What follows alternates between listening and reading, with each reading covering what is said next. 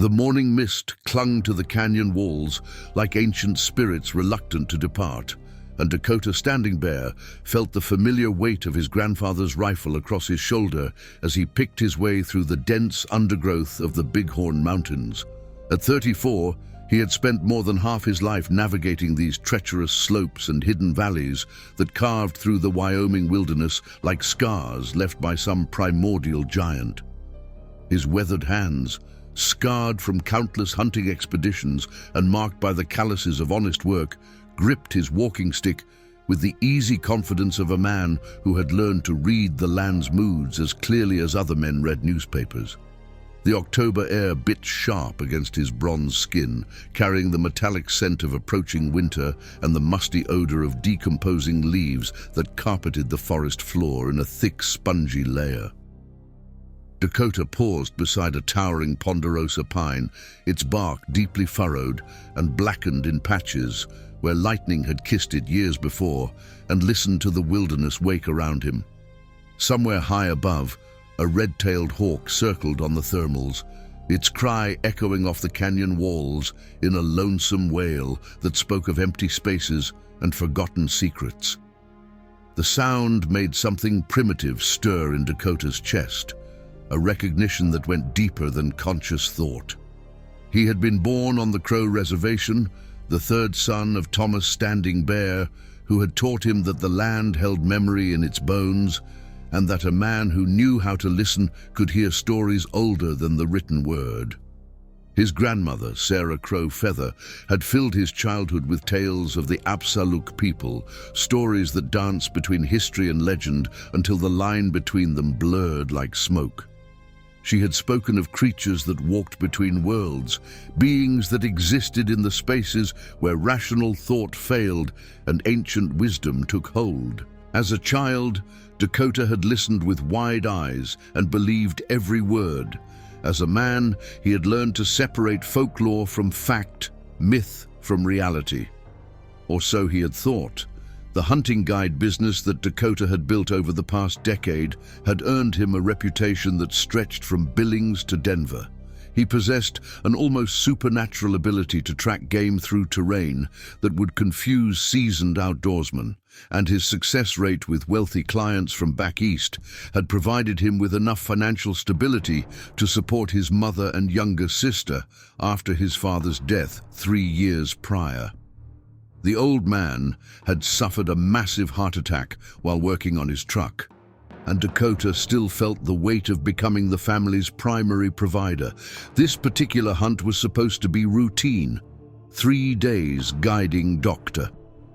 Michael Harrison, a cardiologist from Chicago, through the remote canyons north of the reservation in pursuit of the massive elk that migrated through these mountains each fall. Dr. Harrison had arrived 2 days earlier, a soft-spoken man in his 50s with prematurely grey hair and hands that looked more suited to surgical instruments than rifle grips. He moved through the wilderness with the cautious enthusiasm of someone accustomed to controlled environments, but he possessed a genuine respect for the land that Dakota appreciated. The doctor had mentioned during their first evening around the campfire that this hunting trip represented more than recreation. It was an escape from the sterile hospital corridors where he spent his days trying to repair damaged hearts, a chance to reconnect with something primal and honest in a world that felt increasingly artificial. They had established their base camp in a sheltered meadow roughly 8 miles from the nearest Forest Service road, setting up 2 weathered canvas tents beside a stream that ran clear and cold from the snowfields above. Dakota's tent was military surplus, a remnant from his 4-year stint in the army that had taken him to Afghanistan and taught him hard lessons about survival and the thin line between life and death. Dr. Harrison's gear was newer, purchased from expensive outdoor retailers and designed more for comfort than durability, but the man had insisted on carrying his full share of the equipment without complaint. The first day of hunting had been productive, with Dakota locating fresh elk sign along the ridgeline and identifying several potential ambush points where they might intercept the herd during their morning or evening migrations. He had shown Dr. Harrison how to read the subtle indicators that marked game trails, broken twigs at shoulder height, disturbed earth where hooves had dug for purchase on steep slopes, and the distinctive oval depressions left by bedding elk in the soft earth beneath overhanging ledges. The doctor had proven an attentive student, asking thoughtful questions and demonstrating the kind of patience that separated serious hunters from weekend warriors looking for quick trophies. But something had felt wrong from the beginning of the second day, a sensation that started as a barely perceptible itch between Dakota's shoulder blades and gradually evolved into a persistent unease that colored every shadow and made him jump at sounds that should have been familiar. He had attributed the feeling to the unusual silence that seemed to have settled over their section of the mountains. The normal chorus of birdsong had been notably absent, and even the ever-present chipmunks and squirrels that typically chattered from the safety of high branches had seemed to vanish entirely. The forest felt empty in a way that violated the natural order, as if some invisible predator had claimed the territory and driven away every other living thing. Dakota had encountered this phenomenon once before, during a solo hunting trip in the Absaroka Range, and it had preceded his discovery of a massive grizzly bear that had been claiming the area as its territory. Bears could create dead zones in the wilderness, their presence so dominant that smaller animals learned to avoid entire valleys until the threat moved on to other hunting grounds. But grizzlies were rare this far east, and the few that remained in these mountains were usually preparing for hibernation by October, focusing on salmon runs and berry patches rather than establishing new territorial claims. Mountain lions, however, were another possibility entirely. The big cats had been making a steady comeback throughout the Rocky Mountain West as deer and elk populations recovered from the hunting pressures of earlier decades. A mature male cougar could weigh more than 150 pounds and possess the strength to drag a full-grown elk carcass up a nearly vertical cliff face. They were apex predators, perfectly adapted killing machines that move through their territories like ghosts, and their presence could definitely account for the unnatural quiet that had settled over the canyon. The thought of sharing these mountains with a large predator didn't particularly concern Dakota. He had encountered mountain lions on multiple occasions during his years as a guide, and most interactions ended with the cat slipping away into the undergrowth before clients even realized they had been under observation. But something about this situation felt different, more purposeful and calculated than the typical behavior of a territorial feline. He couldn't shake the impression that he and Dr. Harrison were being watched, studied with an intelligence that seemed to anticipate their movements and adapt accordingly. The sensation had intensified throughout the morning as they worked their way deeper into the canyon system, following a game trail that wound between house-sized boulders and stands of aspen trees whose golden leaves whispered secrets in the autumn breeze. Dakota had noticed several disturbing signs along the trail, scratch marks on tree trunks that seemed too high and too deep for any native species, and what appeared to be footprints in a muddy creek crossing that defied easy identification. The prints were larger than anything he had ever seen, roughly 18 inches long, and showing clear evidence of toe impressions that suggested a bipedal creature rather than the four-legged animals that typically inhabited these mountains. Dr. Harrison had been fascinated by the discovery, pulling out a digital camera and taking dozens of photographs from multiple angles while speculating about the possible origins of the mysterious tracks. His medical training had taught him to approach unusual phenomena with scientific skepticism, and he had suggested several rational explanations ranging from deformed bear prints to elaborate hoaxes staged by local teenagers. But Dakota's instincts were screaming warnings that transcended logical analysis. and he found himself unconsciously checking the safety on his rifle and scanning the surrounding forest with the hyper-vigilant awareness he had learned during night patrols in hostile territory. The tracks led deeper into the canyon, following a route that seemed to parallel their own intended path toward the high meadows, where elk were known to gather during the early morning hours. Dakota made the decision to continue the hunt despite his growing unease, partly because turning back would require admitting to fears he couldn't adequately explain, and partly because his professional reputation depended on delivering the hunting experience that Dr.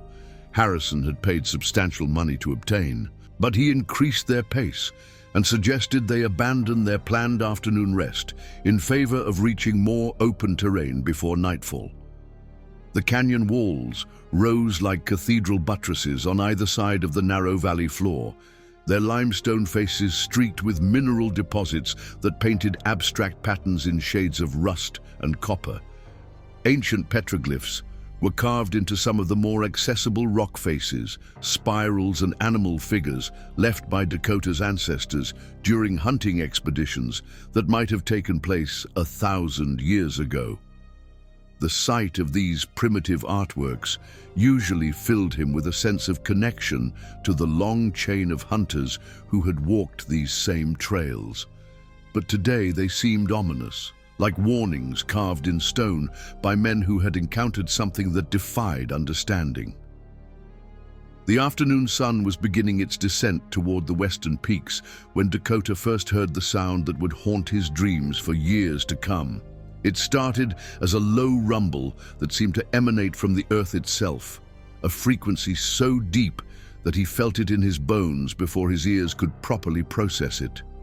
The sound lasted perhaps 10 seconds, rising and falling in a pattern that suggested communication rather than mere animal vocalization, and when it finally faded into silence, the canyon seemed to hold its breath in anticipation of some terrible response.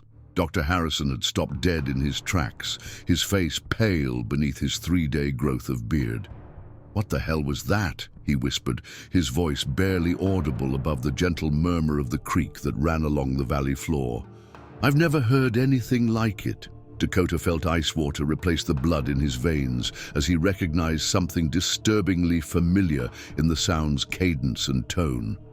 His grandmother had once described the vocalizations of the Stick Indians, the forest giants of Crow legend who were said to inhabit the deepest wilderness areas where human feet rarely trod. According to the old stories, these beings could imitate any sound in the natural world, but their true voices carried a resonance that spoke to something primal in human consciousness, triggering instinctive responses that went back to humanity's earliest days as prey animals on the African savanna.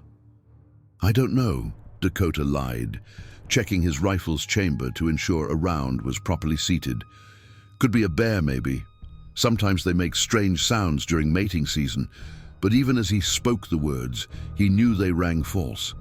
He had heard every sound that bears were capable of making, from the huffing warnings of a mother protecting cubs to the agonized bellows of animals in pain, and none of them resembled the complex vocalization that had just echoed through the canyon.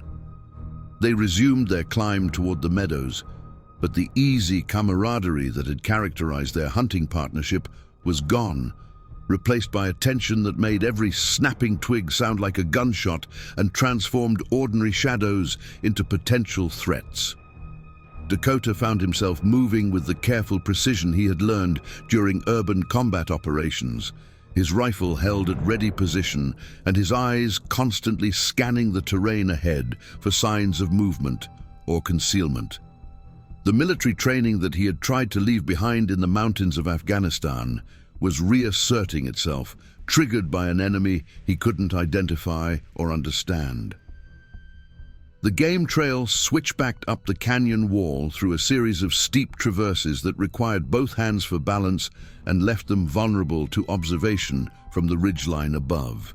Dakota insisted on taking the lead, partly to ensure their route remained safe and passable, but primarily because his growing paranoia demanded that he maintain visual control of their surroundings. Something was definitely wrong with the forest around them. The normal afternoon sounds of insects and birds remained conspicuously absent, and even the wind seemed to have died to an unnatural stillness that left the aspen leaves hanging motionless like yellow coins suspended in amber. Halfway up the climb, Dakota discovered evidence that confirmed his worst fears and shattered any remaining hope that their situation might have a rational explanation. Carved into the soft earth of a switchback was a footprint so large and clearly defined that no amount of wishful thinking could dismiss it as anything other than what it appeared to be. The print was roughly 18 inches long and 8 inches wide at its broadest point, showing 5 distinct toe impressions and a heel depression that suggested considerable weight. Most disturbing of all, the depth and clarity of the impression indicated that it was fresh, probably made within the last few hours. Dr. Harrison stared at the footprint in stunned silence, his medical training warring with evidence that challenged everything he thought he knew about the natural world. "That's not possible," he murmured, kneeling beside the track to examine it more closely. "The proportions are all wrong for any known primate species. The foot would have to belong to something at least 8 feet tall, maybe more." He pulled out his camera again, but his hands were shaking now, and several of the photographs came out blurred. Dakota's grandmother had told him that the Stick Indians were messengers from the spirit world, beings that existed at the boundary between the physical and supernatural realms. They were not evil, according to the old stories, but they were dangerous in the way that all powerful forces of nature were dangerous, indifferent to human welfare, and capable of destroying those who showed insufficient respect for the wilderness and its ancient laws. The legends spoke of hunters who had ventured too deep into forbidden territories and returned as hollow-eyed shells of their former selves, if they returned at all. "We need to leave," Dakota said quietly, his voice carrying a finality that brooked no argument. "Right now, this isn't a normal animal and we're not equipped to deal with it." He shouldered his pack and started back down the trail, not bothering to check whether Dr. Harrison was following. Every instinct he possessed was screaming warnings, and he had learned during his military service that survival often depended on trusting those instincts, even when logic suggested otherwise. But the doctor was not ready to abandon his hunting expedition based on what might be an elaborate hoax or the tracks of some unknown but perfectly natural animal. "Wait!" he called, hurrying to catch up with Dakota's rapid descent. "We can't just run away without understanding what we're dealing with. This could be the discovery of the century, a new species of primate, maybe even evidence of surviving Gigantopithecus populations. We have an obligation to document this properly." Dakota stopped so abruptly that Dr. Harrison nearly collided with him. When he turned around, his face carried an expression of grim certainty that silenced any further protests. "Doctor, I've spent my entire life in these mountains, and I've never seen anything like that track. My grandfather hunted these canyons for 60 years, and he told stories about things that walked on 2 legs and left prints like the ones we just found. Those stories didn't have happy endings for the people who got curious about what made them." The sun was beginning to set behind the western peaks, painting the canyon walls in shades of gold and crimson that would have been beautiful under different circumstances. But the approaching darkness filled Dakota with a dread that went beyond normal concerns about navigating treacherous terrain in poor visibility. Something was moving through the forest around them, something large enough to snap branches and dislodge rocks with its passage, but careful enough to remain just beyond the range of clear observation.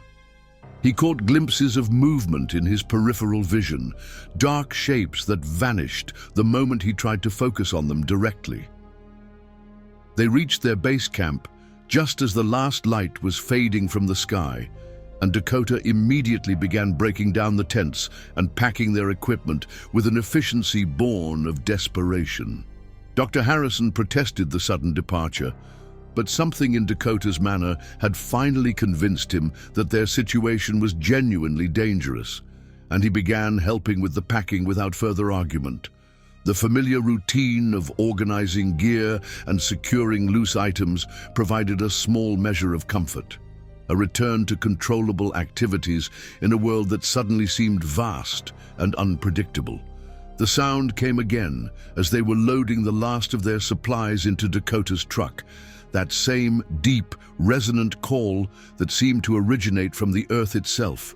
But this time, it was answered by a similar vocalization from the opposite side of the canyon, and then another from somewhere in the darkness above their camp. The calls were clearly coordinated, a communication system that suggested intelligence and organization far beyond anything known to exist in the natural world. Dr. Harrison stood frozen beside the truck, his face white with terror in the glow of Dakota's headlamp.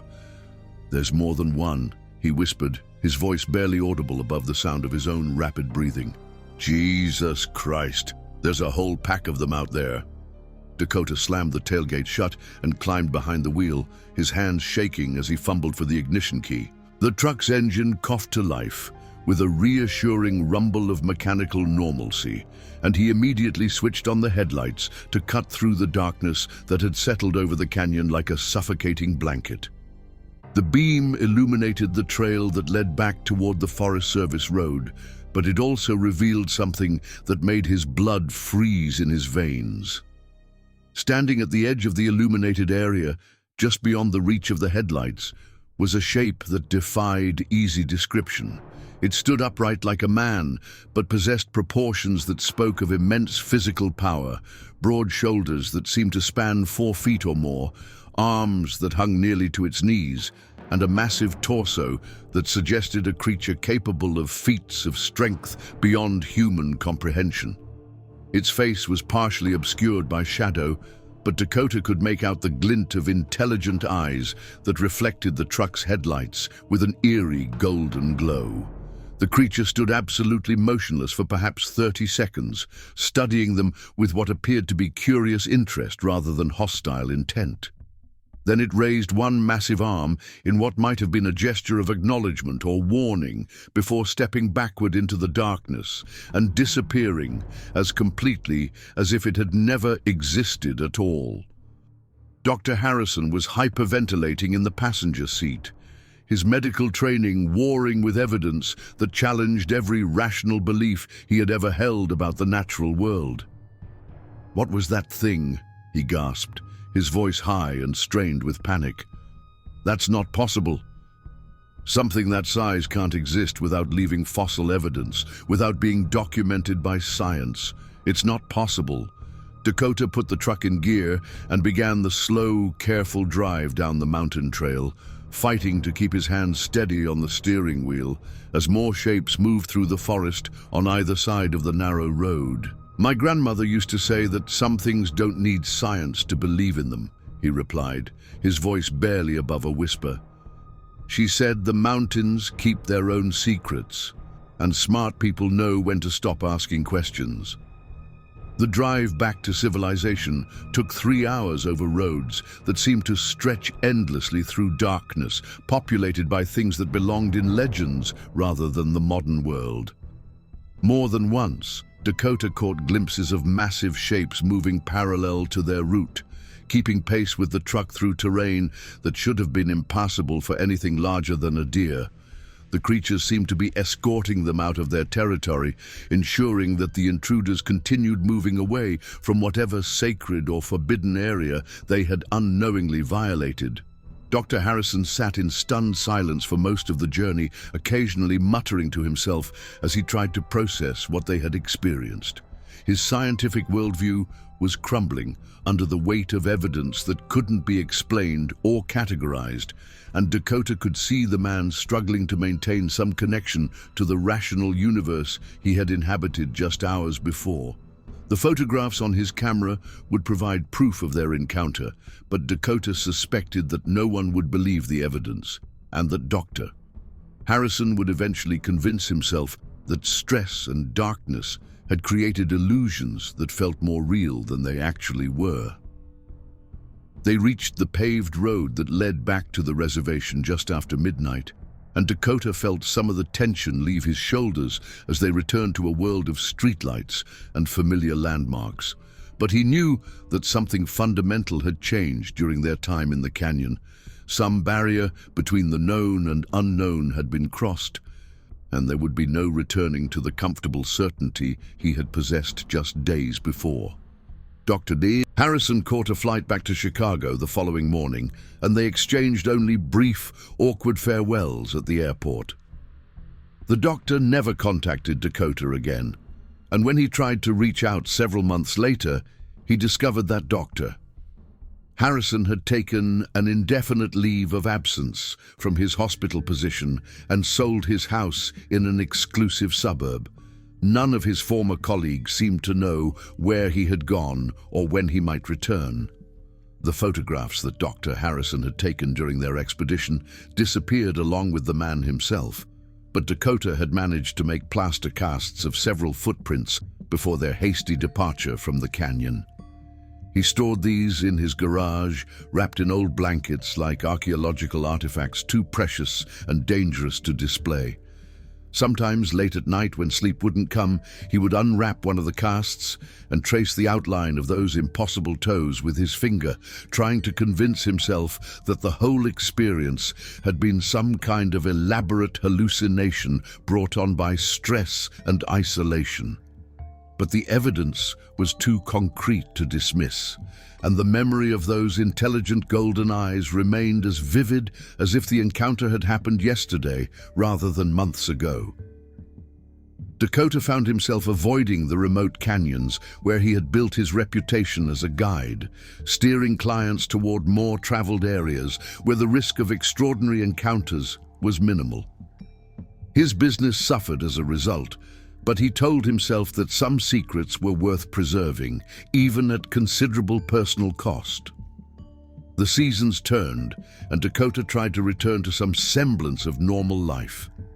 He took a part-time job with the tribal police, helping with search and rescue operations that kept him busy during the hunting off-season. The work was familiar and grounding, involving the kinds of practical problems that could be solved with rope and determination rather than existential questions about the nature of reality. But even surrounded by the comfortable routine of law enforcement work, he found himself scanning the tree line whenever he was called to investigate missing hikers or abandoned campsites. Spring arrived early that year, and with it came reports of unusual activity in the remote wilderness areas north of the reservation. Hikers described finding massive tree structures that appeared to have been built rather than formed by natural processes, intricate arrangements of logs and branches that suggested both intelligence and immense physical strength. Campers reported hearing strange vocalizations during the night, sounds that carried across miles of empty forest with a clarity and power that seemed to violate the normal rules of acoustics. Most of these reports were dismissed by authorities as the products of overactive imaginations or deliberate hoaxes. But Dakota recognized patterns in the accounts that matched his own experience in the canyon. The creatures, whatever they were, seemed to be expanding their range, or perhaps becoming less concerned about maintaining their secrecy. Something was changing in the deep places of the mountains, and Dakota felt a growing certainty that his encounter with the unknown had been just the beginning of a larger story. The call came on a humid evening in late June, just as Dakota was finishing dinner at his mother's house on the reservation. Sarah Crow Feather had been visiting her sister in Billings when she disappeared during what should have been a routine drive home along Highway 212.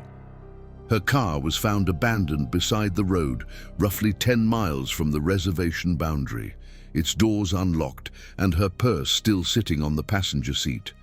There were no signs of violence or struggle, no indication of mechanical problems, and no obvious reason why a woman who had navigated those roads for 70 years would simply vanish without explanation. The official investigation lasted 3 days and concluded that Sarah had probably become confused or disoriented, wandering away from her vehicle and becoming lost in the heavily forested hills that bordered the highway. Search teams from the county sheriff's department and volunteer fire departments combed the area with dogs and helicopters, but found no trace of the missing woman. The case was classified as a missing person investigation and gradually faded from public attention as other emergencies demanded official resources. But Dakota knew his grandmother better than anyone, and he understood that a woman who could track wounded deer through darkness and identify edible plants by touch alone was not likely to become lost within walking distance of a major highway. Sarah Crow Feather had spent her entire life reading the subtle signs that revealed the stories hidden in the landscape, and her knowledge of traditional survival techniques exceeded that of most professional outdoorsmen. If she had vanished into the wilderness voluntarily, she would have left signs for family members who knew how to interpret them. Dakota organized his own search operation, recruiting his cousins and several tribal police officers who possessed the specialized skills necessary for navigating the dense forest and steep terrain that surrounded Highway 212. They spent 2 weeks combing every valley and ridgeline within a 20-mile radius of the abandoned vehicle, following game trails and checking every cave or overhang that might provide shelter for someone trying to survive in the wilderness. On the 14th day of the search, Dakota found his grandmother's body in a small clearing roughly 8 miles from where her car had been discovered.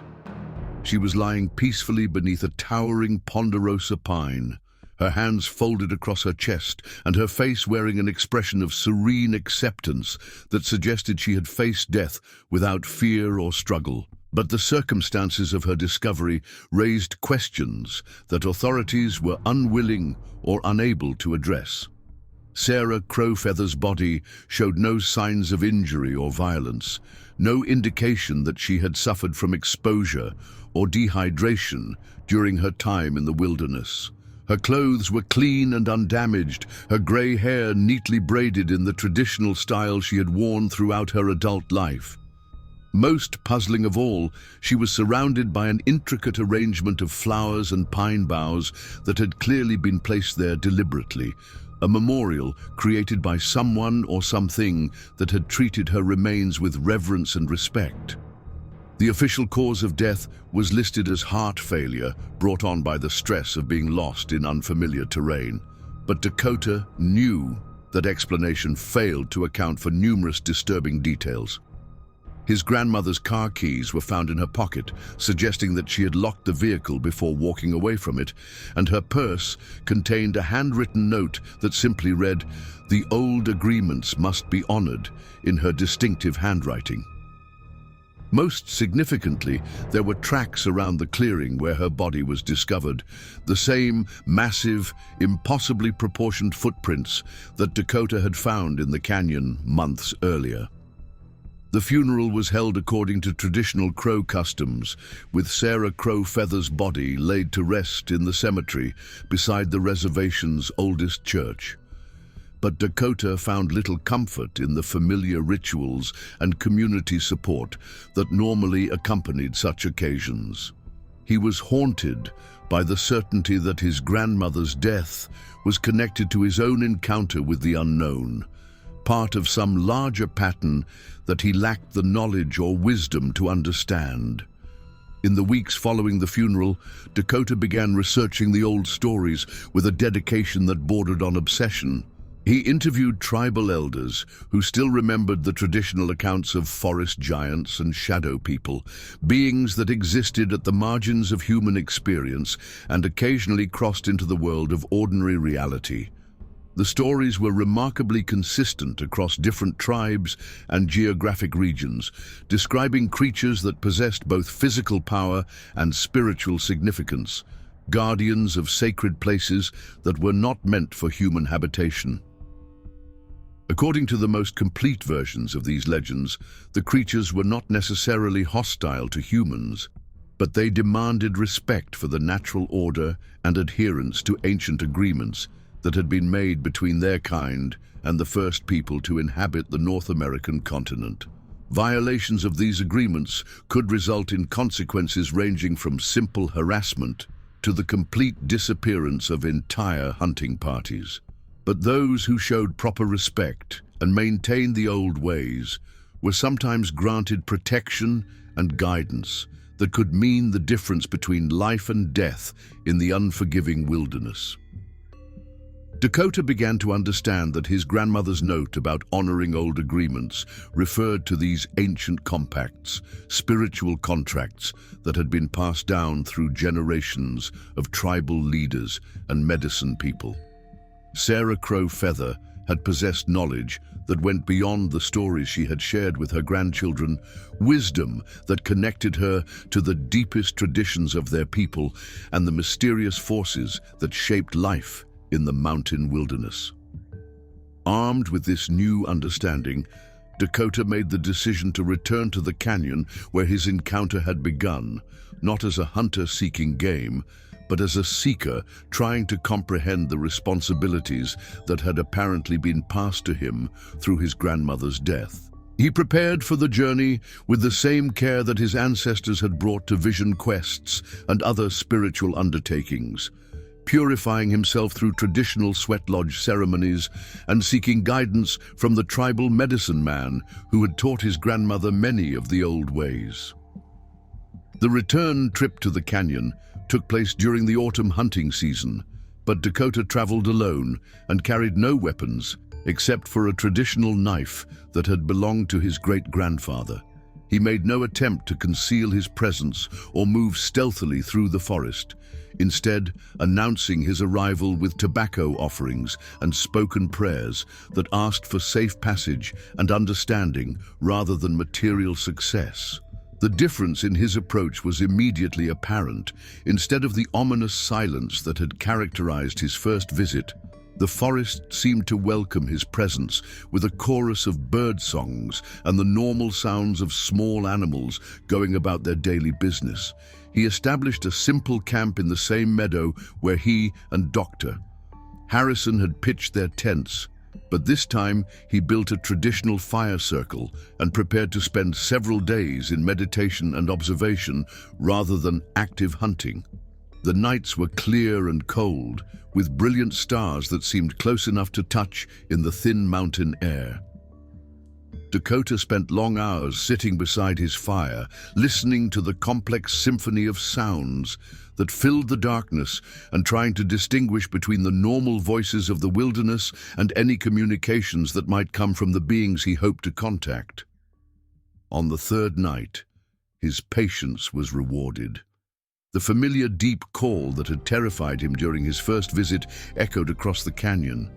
But this time, it was answered by Dakota's own voice as he attempted to replicate the complex pattern of sounds he remembered from that earlier encounter. His effort was clumsy and probably laughable to any creatures listening, but it was also genuine, an honest attempt at communication, rather than the fearful flight response that had characterized his previous behavior.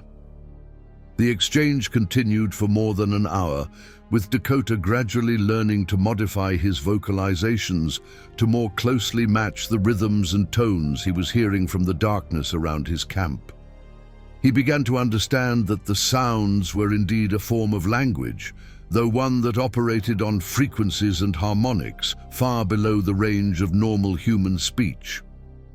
By the end of the night, he felt that some basic level of understanding had been established, a recognition on both sides that communication was possible despite the vast differences between their species.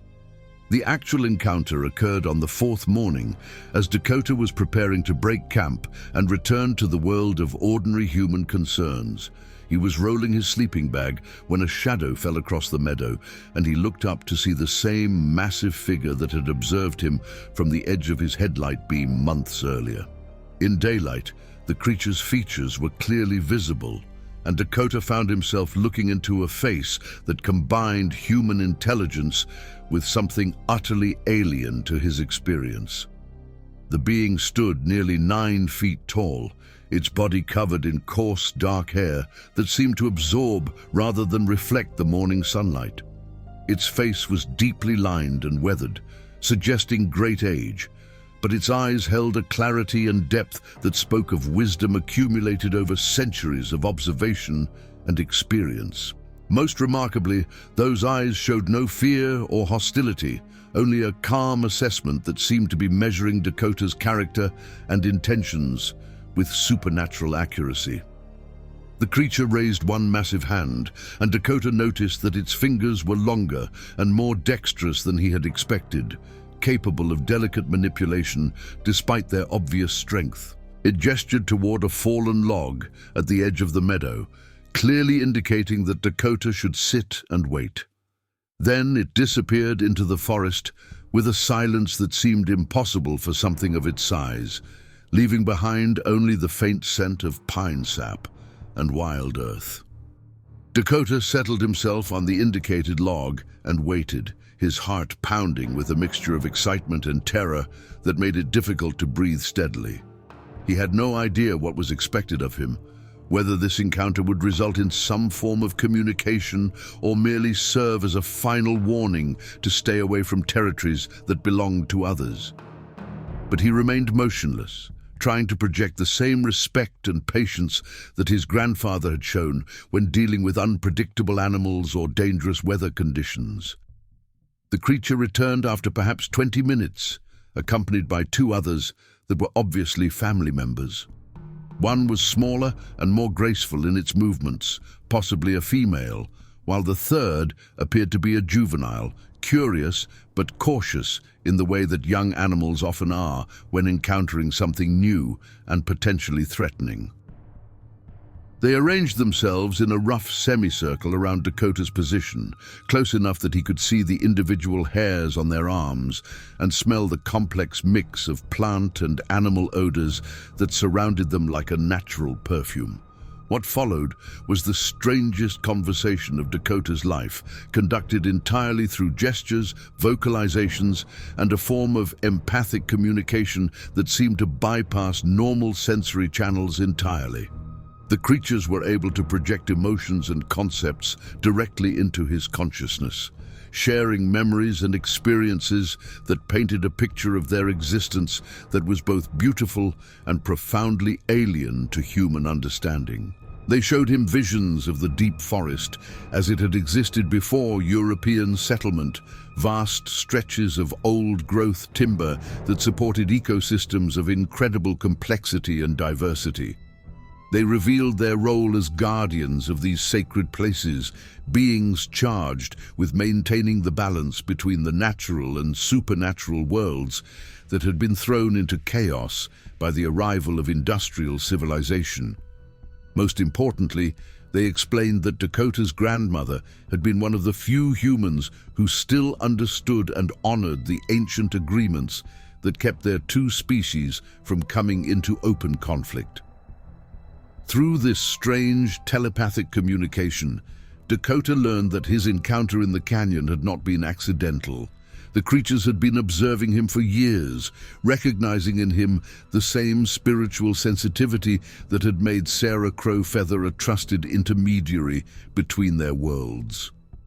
His grandmother's death had been natural but anticipated, and her final instructions had designated Dakota as her successor in maintaining the fragile peace that allowed both species to coexist in the same wilderness areas. The responsibilities being offered to him were both simple and profound. He would serve as a liaison between his people and the forest guardians, ensuring that hunting parties and development projects stayed within acceptable boundaries and that the sacred sites remained protected from desecration or commercial exploitation. In return, the creatures would provide protection for members of his tribe who traveled through their territories and share knowledge about the natural world that could benefit both species. The choice was entirely his, with no coercion or threats to influence his decision. If he declined the responsibility, the creatures would simply withdraw deeper into the wilderness and cease all contact with the human world, accepting the gradual destruction of their habitat as the inevitable consequence of human ignorance and greed. But if he accepted the role that his grandmother had prepared him for, he would become part of a tradition that stretched back to the earliest days of human habitation in North America. Dakota spent several hours considering the offer, weighing the personal costs against the potential benefits for his people and the land they shared with these mysterious beings. The commitment would require him to spend significant amounts of time alone in the wilderness, maintaining contact with creatures that most people would consider mythological. It would mean keeping secrets that could never be shared with anyone except the few tribal members who possessed the wisdom to understand them. Most significantly, it would mean accepting responsibility for decisions that could affect the survival of both species. But as he sat in that mountain meadow surrounded by beings that embodied the living spirit of the wilderness, Dakota felt the same sense of connection to the land and its ancient mysteries that had guided his ancestors through countless generations of challenges and changes. The choice, he realized, had been made long before he was born, written into his genetic memory and reinforced by every story his grandmother had told him about the creatures that walked between worlds. He accepted the responsibility that was being offered, speaking his agreement aloud in both English and the Crow language that his grandmother had taught him as a child. The creatures responded with what could only be described as expressions of satisfaction and relief, as if they had been holding their breath, waiting for his decision.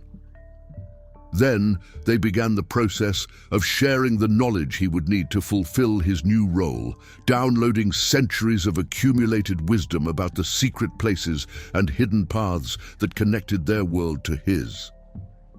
The education lasted 3 days and left Dakota feeling as if his mind had been expanded far beyond its normal capacity. He learned to recognize the subtle signs that indicated the presence of the forest guardians, the offerings and rituals that would ensure safe passage through their territories, and the boundaries that must never be crossed by human feet. Most importantly, he learned to distinguish between the innocent exploration that was part of human nature and the kind of deliberate exploitation that threatened the balance between the species. When the communication sessions were complete, the creatures presented him with a gift that would serve as both a tool and a symbol of his new status. It was a walking stick carved from a single piece of cedar, its surface decorated with symbols that represented the major landmarks and sacred sites within their shared territory.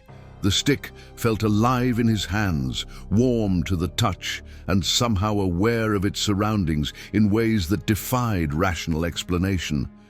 Dakota returned to the reservation carrying knowledge that would have been dismissed as fantasy by anyone who had not experienced it firsthand. But he also carried the weight of secrets that could never be fully shared, responsibilities that would require him to live permanently on the boundary between the rational world of modern civilization and the mystical realm of ancient wisdom. The transformation was both exhilarating and terrifying, like stepping through a doorway that could never be crossed in reverse. The years that followed brought a new purpose to Dakota's life that went far beyond the simple pursuit of game animals or the modest income provided by guiding wealthy hunters. He became a protector of sacred places, using his position with the tribal police to redirect potential threats away from areas where the forest guardians maintained their most important sites. He developed relationships with environmental groups and government agencies that allowed him to influence land use decisions without revealing the true reasons for his concerns. Most importantly, he began training the next generation of tribal members who showed signs of the spiritual sensitivity necessary to maintain contact with the hidden world that existed alongside ordinary reality. The knowledge could not be taught through books or classroom instruction, but only through direct experience in the wilderness areas where the boundaries between worlds were thinnest. It was slow, careful work that required enormous patience and the ability to recognize which individuals possessed the rare combination of courage and wisdom necessary to handle such profound secrets. Dakota never again encountered Dr. Harrison, but he occasionally received reports through unofficial channels that suggested the traumatized physician had not been able to simply forget his experience in the canyon. There were rumors that Harrison had moved to a remote cabin in the Canadian wilderness, spending his retirement years researching accounts of similar encounters and trying to understand the implications of what he had witnessed. Some stories claimed that he had become something of a hermit, avoiding human contact and living off the land like some modern version of a mountain man. Whether these reports were accurate or simply the products of speculation and wishful thinking, Dakota felt a measure of sympathy for the man who had shared his introduction to the unknown. The experience of encountering something that challenged every rational belief about the natural world was profoundly isolating, cutting the witness off from the comfortable certainties that most people took for granted. Without the cultural framework and family traditions that had prepared Dakota for such revelations, Dr. Harrison had been forced to rebuild his entire worldview from scratch, a process that could drive even the strongest minds to the edge of madness. The walking stick became Dakota's constant companion during his journeys into the wilderness, serving as both a practical tool for navigating difficult terrain and a spiritual focus that helped him maintain contact with the forest guardians. Over time, he learned to interpret the subtle vibrations and temperature changes that the stick transmitted, using it to locate the hidden trails and safe camping areas that were invisible to untrained eyes. The symbols carved into its surface seemed to shift and change depending on the light and his emotional state, revealing new layers of meaning as his understanding deepened. The most profound change in Dakota's life was the gradual development of what could only be described as extrasensory perception, an enhanced awareness of the natural world that allowed him to sense the presence of the forest guardians even when they remained hidden from normal observation.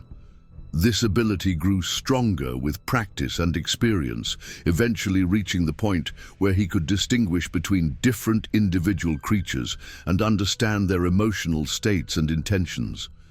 The talent was both a blessing and a burden, providing invaluable insight into the hidden world while also making it impossible to ignore the constant presence of beings that existed outside normal human experience. As Dakota approached his 40th birthday, he reflected on the strange path that his life had taken since that terrifying encounter in the canyon. The hunting guide business that had once been his primary source of income had evolved into something far more significant, a cover that allowed him to monitor human activity in the wilderness areas, while maintaining his role as an intermediary between two species that had more in common than either side realized. The work was dangerous and often lonely, but it provided a sense of purpose that went far beyond personal satisfaction or financial success. The forest guardians had kept their part of the bargain, providing protection and guidance for tribal members who traveled through their territories while sharing knowledge about medicinal plants and natural phenomena that had proven invaluable to the reservation's health clinic and educational programs. But the alliance remained fragile, dependent on the continued discretion of a small number of humans who understood the catastrophic consequences that would follow any breach of the ancient agreements. Dakota had begun writing an account of his experiences, not for publication, but as a record that could be passed down to future generations of guardians. The story was carefully coded, using traditional symbols and metaphors that would be meaningless to casual readers, but would convey essential information to those who possessed the proper training to interpret them. It was slow, painstaking work that required him to balance the need for accuracy with the equally important requirement of maintaining the secrecy that protected both species from those who would exploit or destroy what they could not understand. The most challenging aspect of his new role was dealing with the inevitable encounters between unprepared humans and the forest guardians, situations that arose despite his best efforts to keep the two worlds separate. These incidents usually involved hikers or hunters who had strayed into forbidden territories, and Dakota had developed a network of contacts within search and rescue organizations that allowed him to respond quickly when such breaches occurred. Most of the time, he was able to reach the affected individuals before they could spread word of what they had seen, using a combination of rational explanations and gentle intimidation to ensure their silence. But there had been cases where more direct intervention was necessary, situations where witnesses had to be convinced that their own safety and that of their families depended on forgetting what they had experienced in the deep wilderness. These encounters were among the most difficult aspects of Dakota's responsibilities, requiring him to threaten people who had done nothing wrong except stumble into places they were never meant to see. The work left him feeling like a character from one of the conspiracy theories that circulated on internet forums, a shadowy figure who existed to cover up truths that the public was not ready to handle. The isolation was perhaps the greatest personal cost of his chosen path. Dakota had never married, partly because the demands of his responsibilities left little time for normal relationships, but primarily because the secrets he carried created an insurmountable barrier between himself and anyone who did not share his knowledge of the hidden world. The few women who had shown romantic interest in him during recent years had sensed something different about his character, a depth of experience and spiritual awareness that made casual conversation feel shallow and unsatisfying. He had learned to present a carefully constructed facade of normalcy during social interactions, but the effort was exhausting and ultimately futile. His mother worried about his unmarried status and frequently encouraged him to find a nice woman who could provide the companionship and stability that every man needed. But Sarah Standing Bear lacked the spiritual sensitivity that had made her mother-in-law such an effective intermediary with the forest guardians, and Dakota could not share the real reasons why conventional family life was no longer possible for him. The knowledge would have terrified her and destroyed the peaceful retirement she had earned through decades of hard work and sacrifice. Instead, Dakota found companionship in his relationships with the creatures themselves, beings who understood the burden of keeping secrets and the loneliness that came with existing at the margins of ordinary society. Their form of communication transcended the need for spoken language, allowing him to share his thoughts and emotions without the fear of judgment or misunderstanding that characterized most human interactions. Over time, he came to think of them as the family he would never have, ancient and wise relatives who had chosen to include him in their extended clan despite the vast differences between their species. The walking stick had become a conduit for this deeper form of communication, allowing him to maintain contact with the forest guardians even when they were separated by miles of difficult terrain. During his regular patrols of the wilderness areas, he would often pause beside streams or in mountain meadows to touch the carved symbols and send messages that would be received and understood by creatures who might be hundreds of miles away. The ability was both practical and profoundly spiritual, connecting him to a network of consciousness that stretched across the entire North American continent. Through this network, Dakota learned that the phenomenon he had encountered was not unique to the mountains of Wyoming. Similar beings existed in wilderness areas throughout the Pacific Northwest, the Canadian Rockies, and the remote forests of Alaska, all connected by bonds of kinship and shared purpose that had endured for thousands of years. They were the remnants of an ancient race that had once been the dominant species on the continent, creatures that possessed both physical power and spiritual wisdom that far exceeded anything achieved by human civilization. The revelation was both humbling and terrifying, forcing Dakota to confront the possibility that humanity's role as the planet's dominant species might be neither permanent nor inevitable. The Forest Guardians tolerated human expansion and development because they lacked the numbers to resist it effectively, but their patience was not unlimited. Environmental destruction and climate change were forcing them to abandon traditional territories and concentrate in ever smaller refugees, a process that could not continue indefinitely without triggering some form of response. Dakota began to understand that his role as an intermediary was part of a larger effort to prevent a conflict that could devastate both species. The Forest Guardians possessed capabilities that would make them formidable opponents if they chose to abandon their policy of passive resistance, but such a war would also expose them to the overwhelming technological advantages that human civilization could bring to bear against any perceived threat.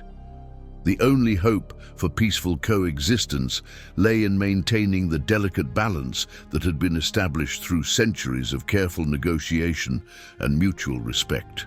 The responsibility was staggering in its implications, requiring Dakota to think in terms of species survival rather than individual concerns. Every decision he made as a guardian could potentially affect the future of both races, and the weight of such responsibility sometimes left him feeling paralyzed by the fear of making the wrong choice. But the walking stick served as a constant reminder of the wisdom and experience that supported him, connecting him to a tradition of guardianship that had successfully maintained the peace for countless generations.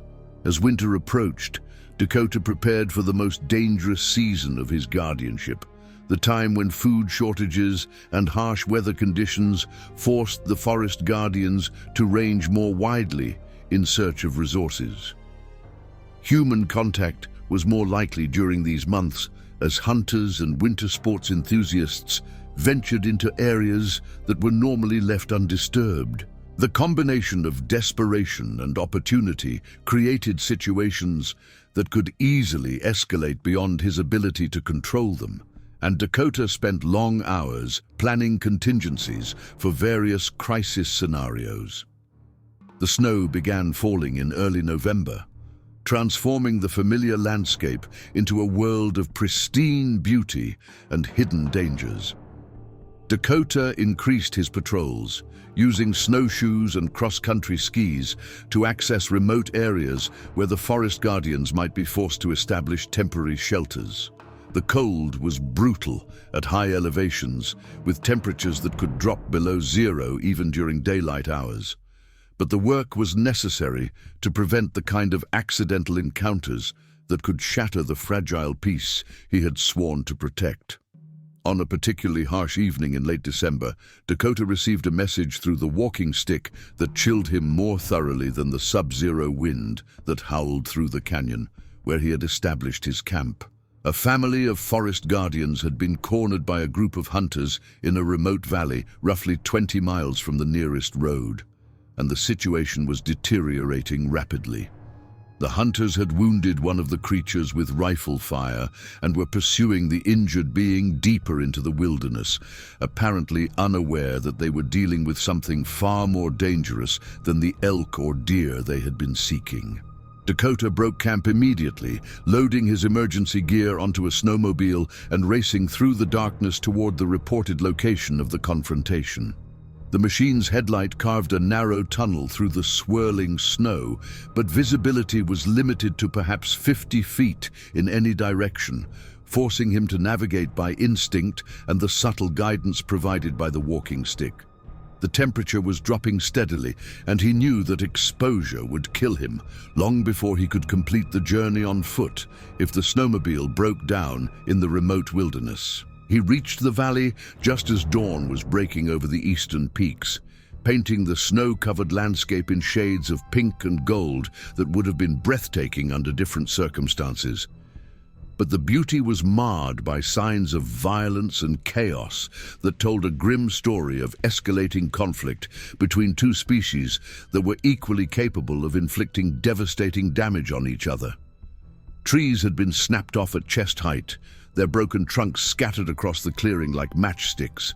Deep gouges in the frozen earth showed where massive claws had torn through soil and stone in what appeared to be a desperate attempt to create defensive positions. The hunters' camp was abandoned, their equipment scattered and partially destroyed by forces that had clearly exceeded their ability to comprehend or resist. Sleeping bags were shredded, cooking gear was crushed beyond recognition, and the remains of their shelter were wrapped around tree branches 20 feet above the ground, like bizarre holiday decorations. Most ominously, there were clear signs that at least some of the hunters had been physically removed from the area, their bootprints ending abruptly at locations where much larger tracks began. Dakota followed the trail deeper into the valley, using the walking stick to interpret the complex story told by the disturbed snow and broken vegetation. The wounded forest guardian had been leading its family away from the confrontation, but the hunters had continued their pursuit, despite clear evidence that they were dealing with something beyond their understanding or capability to handle. The chase had continued for miles through terrain that should have been impassable for ordinary humans, suggesting either desperation or the kind of single-minded obsession that overrode normal survival instincts. He found the hunters' bodies near a frozen waterfall at the head of the valley, arranged in a careful circle around a pile of gear that had been sorted and organized with obvious intelligence. The men had died from exposure rather than violence, apparently overcome by hypothermia after being stripped of their winter clothing and left to face the brutal cold in nothing but their base layers. Their faces showed expressions of terror and confusion, but there were no signs of physical trauma beyond what might be expected from a night spent exposed to sub-zero temperatures. The scene was clearly intended as both a burial and a warning, a demonstration of the forest guardian's ability to neutralize threats without resorting to the kind of violence that would leave evidence for investigators to discover. The hunters' deaths would be attributed to poor preparation and bad weather, tragic but unremarkable casualties of the winter wilderness that claimed several lives each year. But anyone with the knowledge to interpret the signs would understand that these men had crossed a line that should never have been approached, much less violated. Dakota spent several hours at the site, conducting the rituals necessary to appease the spirits of the dead and ensure that their passing would not create additional complications for the forest guardians. He also gathered the hunters' equipment and documentation, materials that would need to be disposed of carefully to prevent any official investigation that might uncover details best left undiscovered. The work was grim and physically demanding, but it was part of the responsibility he had accepted when he agreed to serve as an intermediary between the two species. The wounded forest guardian was found in a cave roughly half a mile from the confrontation site, its injuries tended by family members who possessed healing knowledge that rivaled anything available to modern medicine. The creature's shoulder had been pierced by a high-powered rifle bullet, but the wound was already showing signs of rapid healing that defied human understanding of biological processes. Dakota was permitted to approach close enough to offer assistance, but his medical training was clearly inadequate for dealing with a patient whose physiology was only superficially similar to human anatomy. The communication session that followed was one of the most intense of Dakota's experience as a guardian, filled with emotions ranging from grief and anger to resignation and determination. The forest guardians were growing tired of the constant encroachment on their territories, the endless need to hide from a species that seemed incapable of learning the lessons that previous generations had somehow managed to understand. The ancient agreements were being violated on an almost daily basis, and the patience that had prevented open conflict for centuries was approaching its limits. Through the telepathic link established by the walking stick, Dakota experienced the full depth of their frustration and despair. The creatures had watched their habitat shrink steadily over the past 2 centuries, their sacred sites desecrated by mining and logging operations that showed no respect for the spiritual significance of the affected areas. Pollution from industrial activities was contaminating the water sources they depended on for survival, and climate change was disrupting the natural cycles that had governed their lives for countless generations. Most painful of all was the gradual loss of the traditional knowledge that had once allowed humans and forest guardians to coexist peacefully. The tribal elders who remembered the old stories were dying without passing their wisdom to younger generations, and the carefully maintained network of human allies was shrinking with each passing year. Dakota himself was one of only a handful of intermediaries still actively working to maintain the ancient agreements, and his death or incapacitation would leave vast areas of wilderness without any protection against the kind of ignorant intrusion that had just resulted in 4 human deaths. The creatures were not threatening him directly, but they were clearly communicating that the situation could not continue indefinitely. Something would have to change, either through renewed efforts to educate humans about the true nature of the wilderness they were destroying, or through more direct measures that would force recognition of the forest guardians' continued existence. The choice, they implied, belonged to Dakota and the few other intermediaries who still maintained contact between the species. Dakota spent 3 days in the cave, participating in healing ceremonies that combined practical medical treatment with spiritual practices older than recorded history.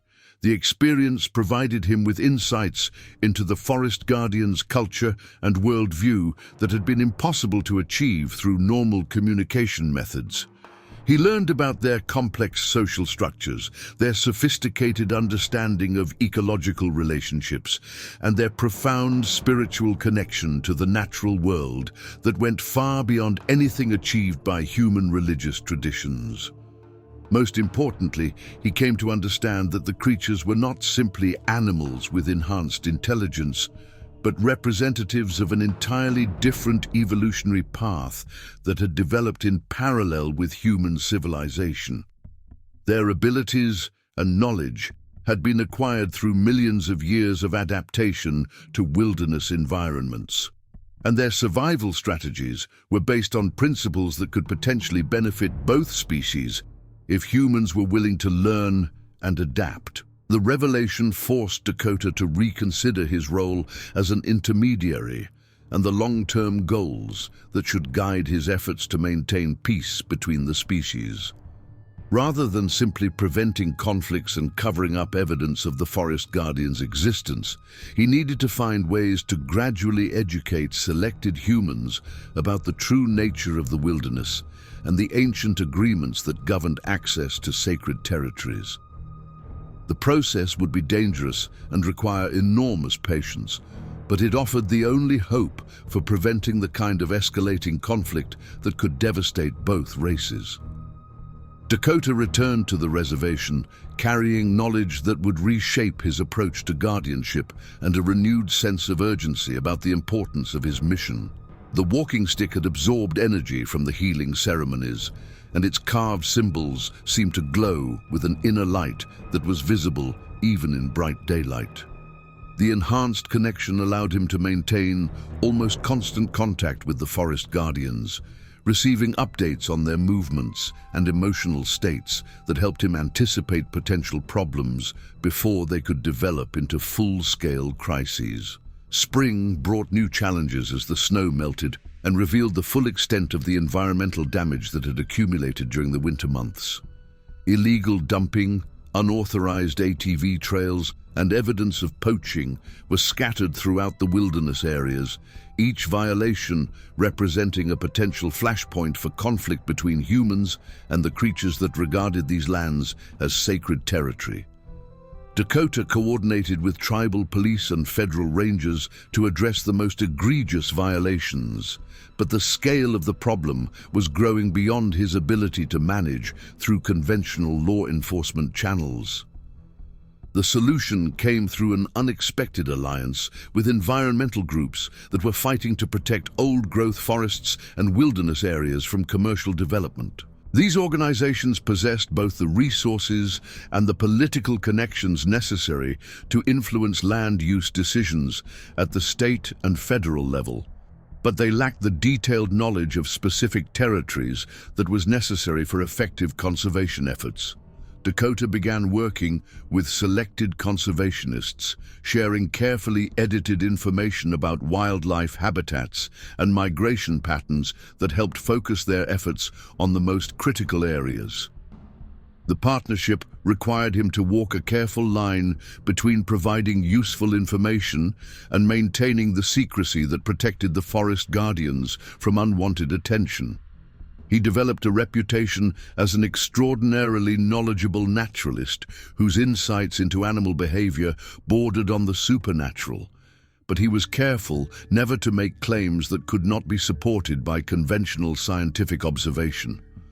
The work was exhausting and often frustrating, but it gradually began to produce results in the form of expanded wilderness protections and stricter enforcement of existing environmental regulations. The most significant breakthrough came when Dakota was approached by a documentary filmmaker who was investigating reports of unusual wildlife behavior in the Pacific Northwest. Sarah Mackenzie was a respected nature photographer whose previous work had been instrumental in protecting endangered species throughout North America, and her credentials gave her access to both government agencies and private landowners who controlled access to remote wilderness areas. She had heard rumors about Dakota's uncanny ability to locate and observe elusive animals, and she was hoping to enlist his help in documenting creatures that might be on the verge of extinction. The initial meeting took place at a coffee shop in Billings, neutral territory, where Dakota could assess the filmmaker's character and intentions without revealing any sensitive information about his true activities. Sarah proved to be a thoughtful and genuinely passionate advocate for wildlife conservation, but she also possessed the kind of sharp intelligence and journalistic instincts that could potentially uncover secrets that were meant to remain hidden. Dakota found himself torn between the opportunity to gain a powerful ally and the risks involved in working with someone whose professional success depended on revealing hidden truths to the public. After several hours of careful conversation, Dakota made the decision to share selected information about his work in the wilderness, framing his knowledge in terms of traditional ecological wisdom and his unique cultural background as a member of the Crow Nation. He spoke about his grandmother's teachings regarding the spiritual significance of certain landscapes and the importance of maintaining respectful relationships with all forms of life, including those that existed at the margins of human understanding. Sarah was fascinated by these perspectives and eager to incorporate them into her documentary project. The collaboration that developed over the following months allowed Dakota to influence the filmmaker's choice of locations and subject matter, steering her away from the most sensitive areas while still providing access to spectacular wildlife footage that would serve her professional goals. He accompanied her on several filming expeditions, serving as both a guide and a cultural consultant who could explain the traditional Native American perspectives that were often missing from mainstream environmental documentaries. The work was challenging but ultimately rewarding, offering him a new channel for educating the public about the importance of wilderness conservation. The documentary that emerged from their collaboration was titled Voices of the Wild, and it premiered at the Sundance Film Festival to critical acclaim and significant media attention. The film focused on the complex relationships between indigenous peoples and the natural world, using spectacular photography and Dakota's narrative voice to explore themes of environmental stewardship and spiritual connection to the land. While it contained no direct references to the forest guardians, the documentary succeeded in communicating many of the philosophical principles that underpinned the ancient agreements between humans and the hidden inhabitants of the wilderness.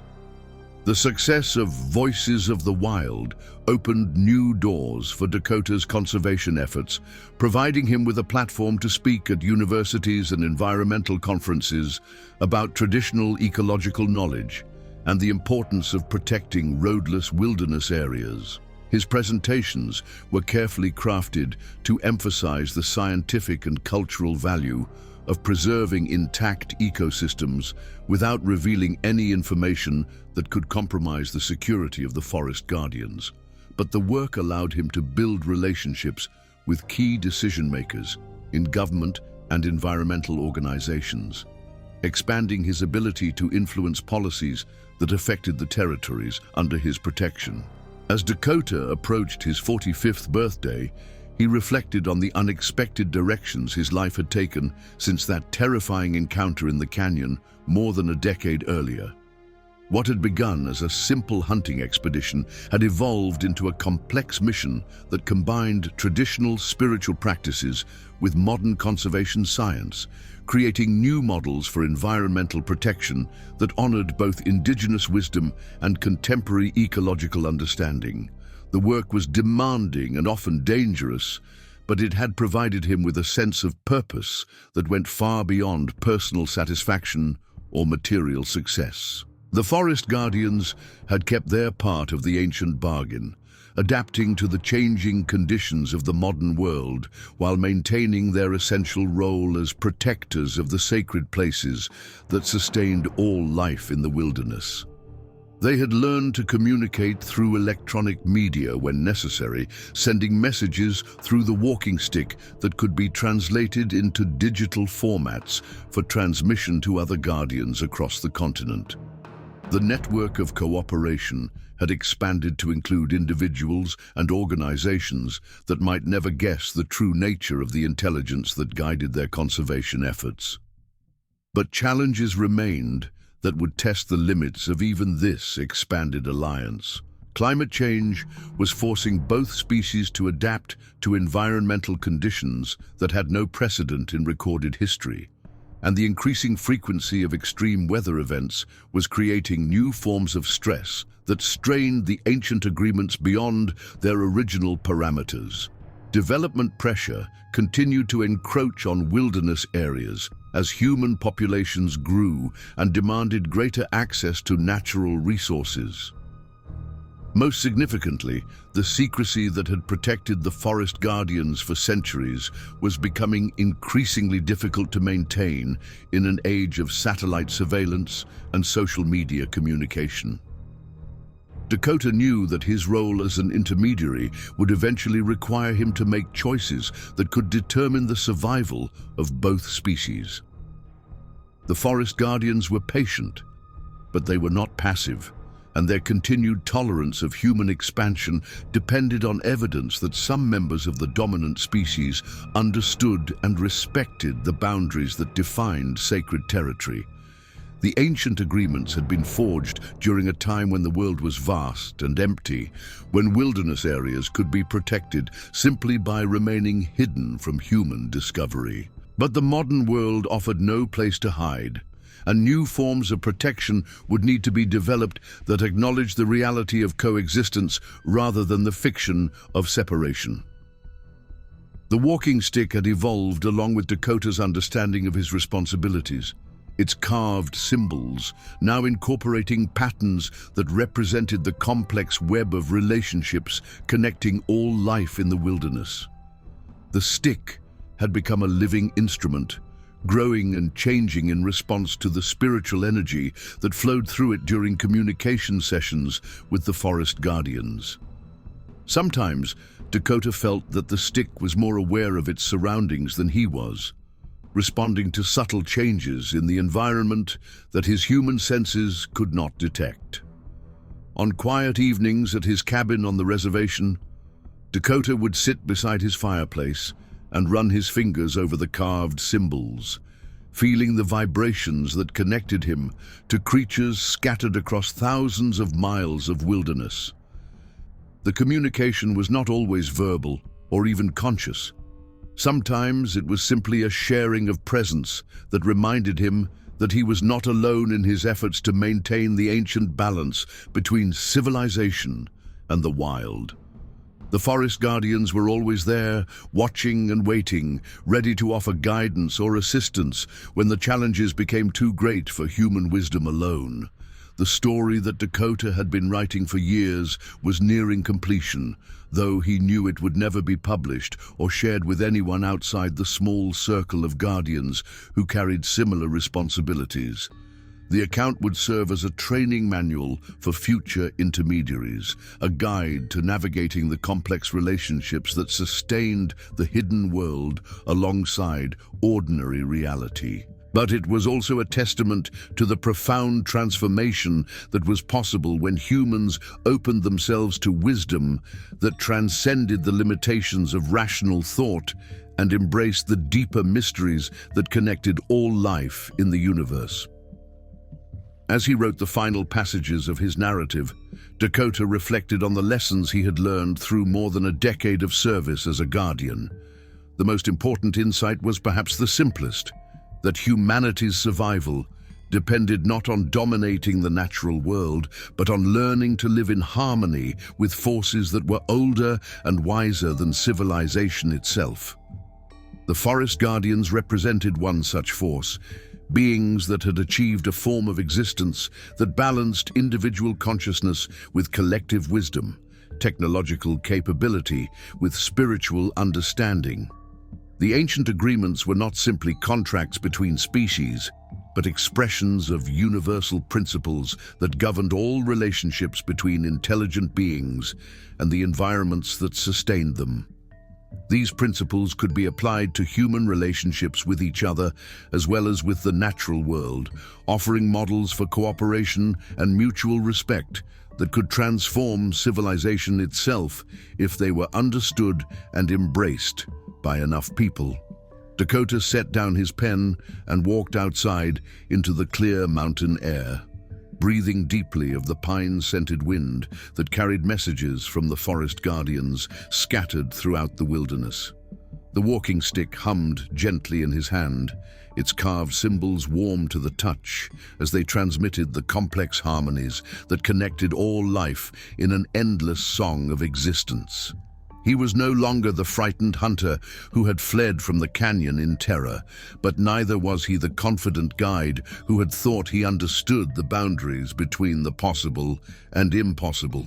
He was something new, a bridge between worlds that had been kept separate for too long, a guardian of secrets that were slowly becoming wisdom available to anyone with the courage to listen. The forest guardians were still out there, still watching and waiting, still hoping that humanity would choose cooperation over domination, understanding over fear. And Dakota would continue to serve as their voice in a world that desperately needed to remember the ancient songs that had once guided all relationships between the human and more than human worlds. The canyon where it all began remained unchanged, its limestone walls still carved with the petroglyphs of his ancestors, its hidden meadows still sheltering creatures that existed beyond the reach of rational explanation.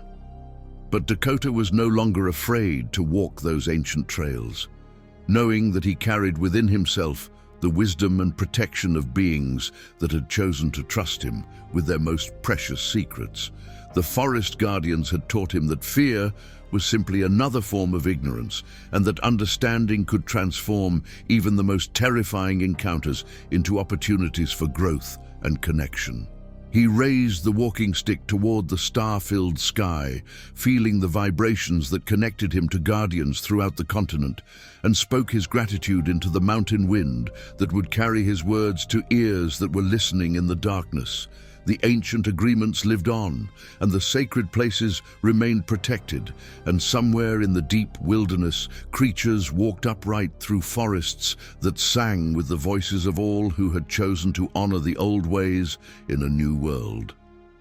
The next case, Eric Lawson had been tracking white-tailed deer through the dense Ohio wilderness for over 30 years, but he'd never experienced anything like the events that unfolded during that October hunting season. What started as a routine expedition to establish snare lines in the remote sections of Wayne National Forest became a harrowing encounter that would forever change his understanding of what lurked in the deepest reaches of America's woodlands. The morning of October 15th dawned crisp and clear, with the kind of autumn air that carried the scent of dying leaves and the promise of a hard winter to come. Eric had risen before dawn at his modest cabin on the outskirts of Nelsonville, methodically preparing his gear with the practiced efficiency of a man who had spent decades perfecting his craft. His weathered hands moved with automatic precision as he loaded his pack with wire snares, pliers, marking tape, and emergency supplies. At 62 years old, Eric possessed the lean, wiry build of someone who had spent a lifetime navigating rough terrain, his grizzled beard streaked with silver and his pale blue eyes holding the steady gaze of a natural woodsman. The drive to his chosen hunting grounds took him deep into the southeastern quadrant of the national forest, where towering oak and maple trees created a canopy so thick that even at midday, the forest floor remained shrouded in perpetual twilight. Eric had discovered this particular area 3 seasons ago, following deer trails that wound through ravines and across ridgelines far from any established hiking paths. The terrain was challenging enough to deter casual hunters and hikers, making it perfect for someone seeking undisturbed game. His truck bounced and lurched along the narrow logging road until it became too overgrown to continue. Eric parked in a small clearing beside an abandoned fire tower, shouldered his pack, and struck out on foot toward the series of natural game trails he had scouted extensively over the previous months. The familiar weight of his gear and the rhythmic crunch of leaves beneath his boots brought him a deep sense of satisfaction. This was his element, his sanctuary away from the increasing noise and chaos of modern life. The first few hours passed in comfortable routine. Eric moved through the forest with the quiet confidence of someone completely at home in the wilderness, reading sign and selecting optimal locations for his snares with the eye of an expert. He had learned the art of snare hunting from his grandfather, who had taught him that successful trapping required patience, observation, and an intimate understanding of animal behavior. Each snare had to be positioned precisely along well-traveled game trails, concealed from view but placed where deer would naturally step as they moved between feeding and bedding areas. By midday, Eric had established 6 snares along a network of trails that converged near a small creek bed. The area showed heavy deer sign, fresh tracks, droppings, and worn paths through the undergrowth that indicated regular use by a sizable herd. He felt confident that within a few days, he would have enough venison to last through the winter months. After marking the locations on his hand-drawn map and taking GPS coordinates as backup, Eric settled down beside the creek to eat his lunch and rest before beginning the hike back to his truck. The silence of the deep forest was profound, broken only by the gentle gurgle of water flowing over smooth stones and the occasional rustle of small animals moving through the underbrush. Eric had always found this silence restorative, a stark contrast to the constant hum of civilization that had grown increasingly intrusive over the years. As he sat on a fallen log and unwrapped his sandwich, he reflected on how few places remained where a person could experience true solitude. This stretch of forest felt almost primordial, untouched by human development, and largely unchanged from the time when his ancestors had first settled in Ohio. The weather remained perfect throughout the afternoon as Eric made his way back toward the truck, stopping periodically to scout potential locations for additional snares. The temperature hovered in the low 50s, cool enough to be comfortable during physical exertion, but warm enough that he didn't need more than a light jacket. A gentle breeze stirred the canopy overhead, sending occasional shafts of sunlight filtering down through the multicolored leaves. Everything about the day felt ideal for his purposes.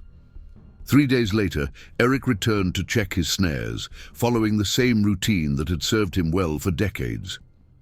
The morning was overcast and significantly cooler, with a raw edge to the air that suggested the first frost wasn't far away.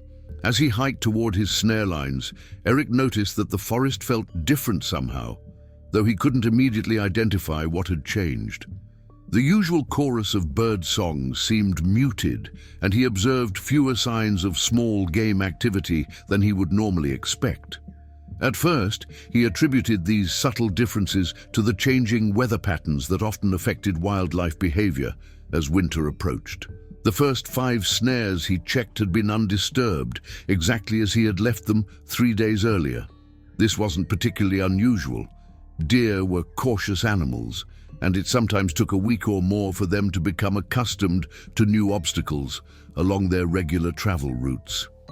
Eric reset each snare carefully, ensuring that the wire loops remained properly concealed and positioned at the optimal height to catch an animal's neck as it passed through. It was at the 6th snare, positioned along a heavily used trail near the creek, that Eric first encountered evidence that something had gone wrong. From 30 yards away, he could see that the snare had been triggered, but as he approached, he realized that the situation was far more complex than a simple successful catch. The wire snare had been completely destroyed, not cut or broken in the manner he would expect from a deer struggling to escape, but torn apart with tremendous force. Pieces of wire were scattered across a 15-foot radius, some of them twisted into shapes that suggested incredible strength had been applied to bend and break the metal. Eric knelt beside the remains of his snare, trying to piece together what had occurred. The ground around the trigger point showed clear evidence of a struggle, with deep gouges in the earth and vegetation that had been trampled and broken. But mixed in with the expected deer tracks, Eric found something that made him pause and look more carefully. Pressed deep into the soft mud beside the creek were footprints unlike anything he had ever encountered in 4 decades of hunting and tracking. The prints were roughly humanoid in shape, but impossibly large, measuring nearly 18 inches from heel to toe and 8 inches across at the widest point. The impressions were so deep that they had penetrated several inches into the firm creek bank, suggesting that whatever had made them possessed extraordinary weight and power. Each print showed 5 distinct toe impressions, but the proportions were all wrong for a human foot. The toes were longer and more robust, with what appeared to be claw marks extending beyond each digit. Eric's initial reaction was skepticism born of long experience. In his years of hunting, he had seen numerous examples of how natural processes could create formations that resembled tracks, and he had encountered his share of hoaxsters who thought it was amusing to plant fake evidence in remote areas. He spent nearly an hour examining the prints from every angle, testing the firmness of the mud and looking for signs that the impressions might have been artificially created. But the more closely he studied the tracks, the more convinced he became that they were genuine. The depth and clarity of the impressions indicated that they had been made by something with considerable weight, stepping firmly into the mud. The spacing between individual prints suggested a stride length of nearly 4 feet, far beyond what any human could achieve. Most convincingly, the tracks showed subtle anatomical details that would be extremely difficult to fake. Variations in pressure distribution across the foot, natural wear patterns on the sole, and the kind of minor asymmetries that occur in real biological systems. Following the trail of prints, Eric discovered that they led directly to where his snare had been positioned. The sequence of events became clear as he studied the evidence. A deer had been caught in the snare, exactly as intended, but before the animal could exhaust itself struggling against the wire, something else had arrived on the scene. The large creature had apparently examined the trapped deer, then torn the snare apart with enough force to scatter pieces of wire across a wide area. The deer tracks leading away from the scene showed no signs of injury or distress, suggesting that whatever had destroyed the snare had also freed the trapped animal. Eric felt a cold knot forming in his stomach as the implications of what he was seeing began to sink in. Nothing in his extensive experience had prepared him for evidence of a creature that possessed both the intelligence to understand the purpose of a snare and the physical capability to destroy it so completely. Bears occasionally interfered with snares, but they typically just blundered through them, breaking the wire through clumsiness rather than deliberate action.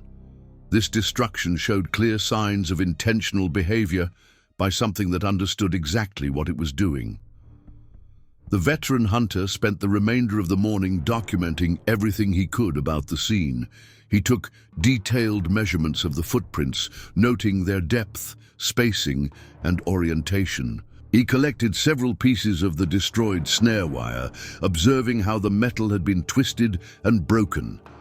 He even found what appeared to be coarse, dark hair caught on a broken branch at a height of nearly 8 feet, well above where any known animal in Ohio could have left it. As Eric prepared to leave the area, he became increasingly aware that he was being watched. The sensation started as a subtle unease, the kind of primitive warning system that had helped keep humans alive for thousands of years. But as the minutes passed, the feeling grew stronger and more specific. Twice, he caught glimpses of movement in his peripheral vision, but when he turned to look directly, he saw nothing but trees and undergrowth. The forest around him had fallen completely silent, as if every bird and small animal had suddenly fled the area. The hike back to his truck took on an entirely different character from his usual peaceful walks through the woods. Eric found himself constantly looking over his shoulder and pausing to listen for sounds that didn't belong. Several times he heard what sounded like large branches snapping somewhere behind him, but always just far enough away that he couldn't locate the source. The rational part of his mind insisted that he was allowing his imagination to run wild, but his instincts were screaming that he was no longer alone in the forest. About halfway back to the truck, Eric stopped beside a large oak tree to catch his breath and try to calm his nerves. As he leaned against the trunk, he heard a sound that made his blood run cold. Somewhere in the forest behind him, perhaps 200 yards away, came a low, rumbling growl that seemed to emanate from something with an enormous chest cavity. The sound was unlike anything he had ever heard from a bear, wolf, or any other animal he could identify. It carried an intelligence and intentionality that was profoundly unsettling. Eric resumed his hike with renewed urgency, no longer caring about moving quietly through the undergrowth.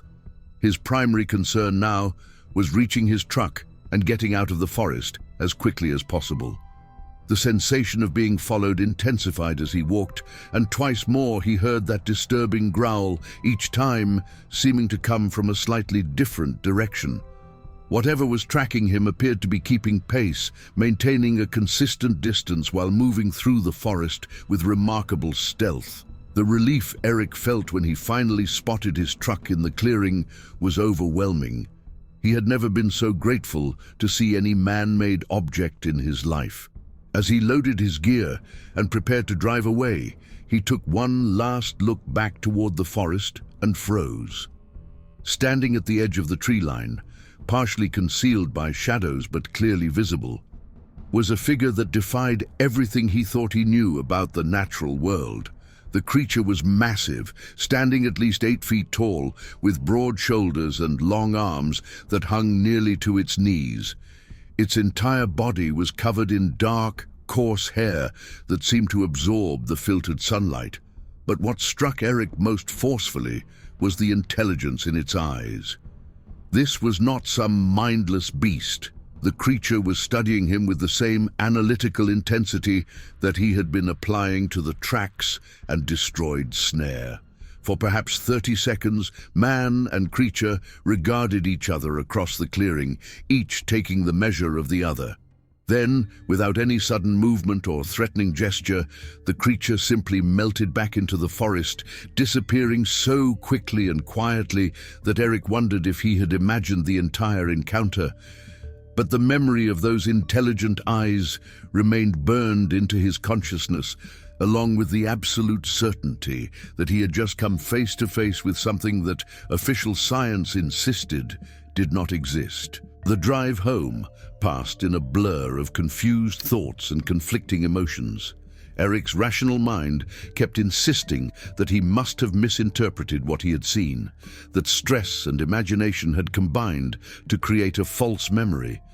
But his hunter's instincts, honed by decades of experience in the wilderness, told him that every detail of the encounter had been absolutely real. The evidence at the snare site, the tracks, the sensation of being followed, and finally the direct sighting all formed a coherent narrative that pointed to one inescapable conclusion. Over the following days, Eric found himself unable to concentrate on his normal routines. He researched everything he could find about large, unidentified primates in North America, reading accounts from other hunters and outdoorsmen who claimed similar encounters. The consistency of details across reports from widely separated geographic areas was striking, but Eric remained cautious about accepting the implications. He had always been a skeptical man, slow to believe claims that couldn't be verified through direct observation. A week after his encounter, Eric made the difficult decision to return to the forest. He told himself that he needed to retrieve his remaining snares and gather additional evidence, but he knew that his real motivation was more complex. The encounter had fundamentally challenged his understanding of the natural world, and he felt compelled to either confirm what he had experienced or find a rational explanation that would allow him to dismiss it. This time, Eric prepared more carefully.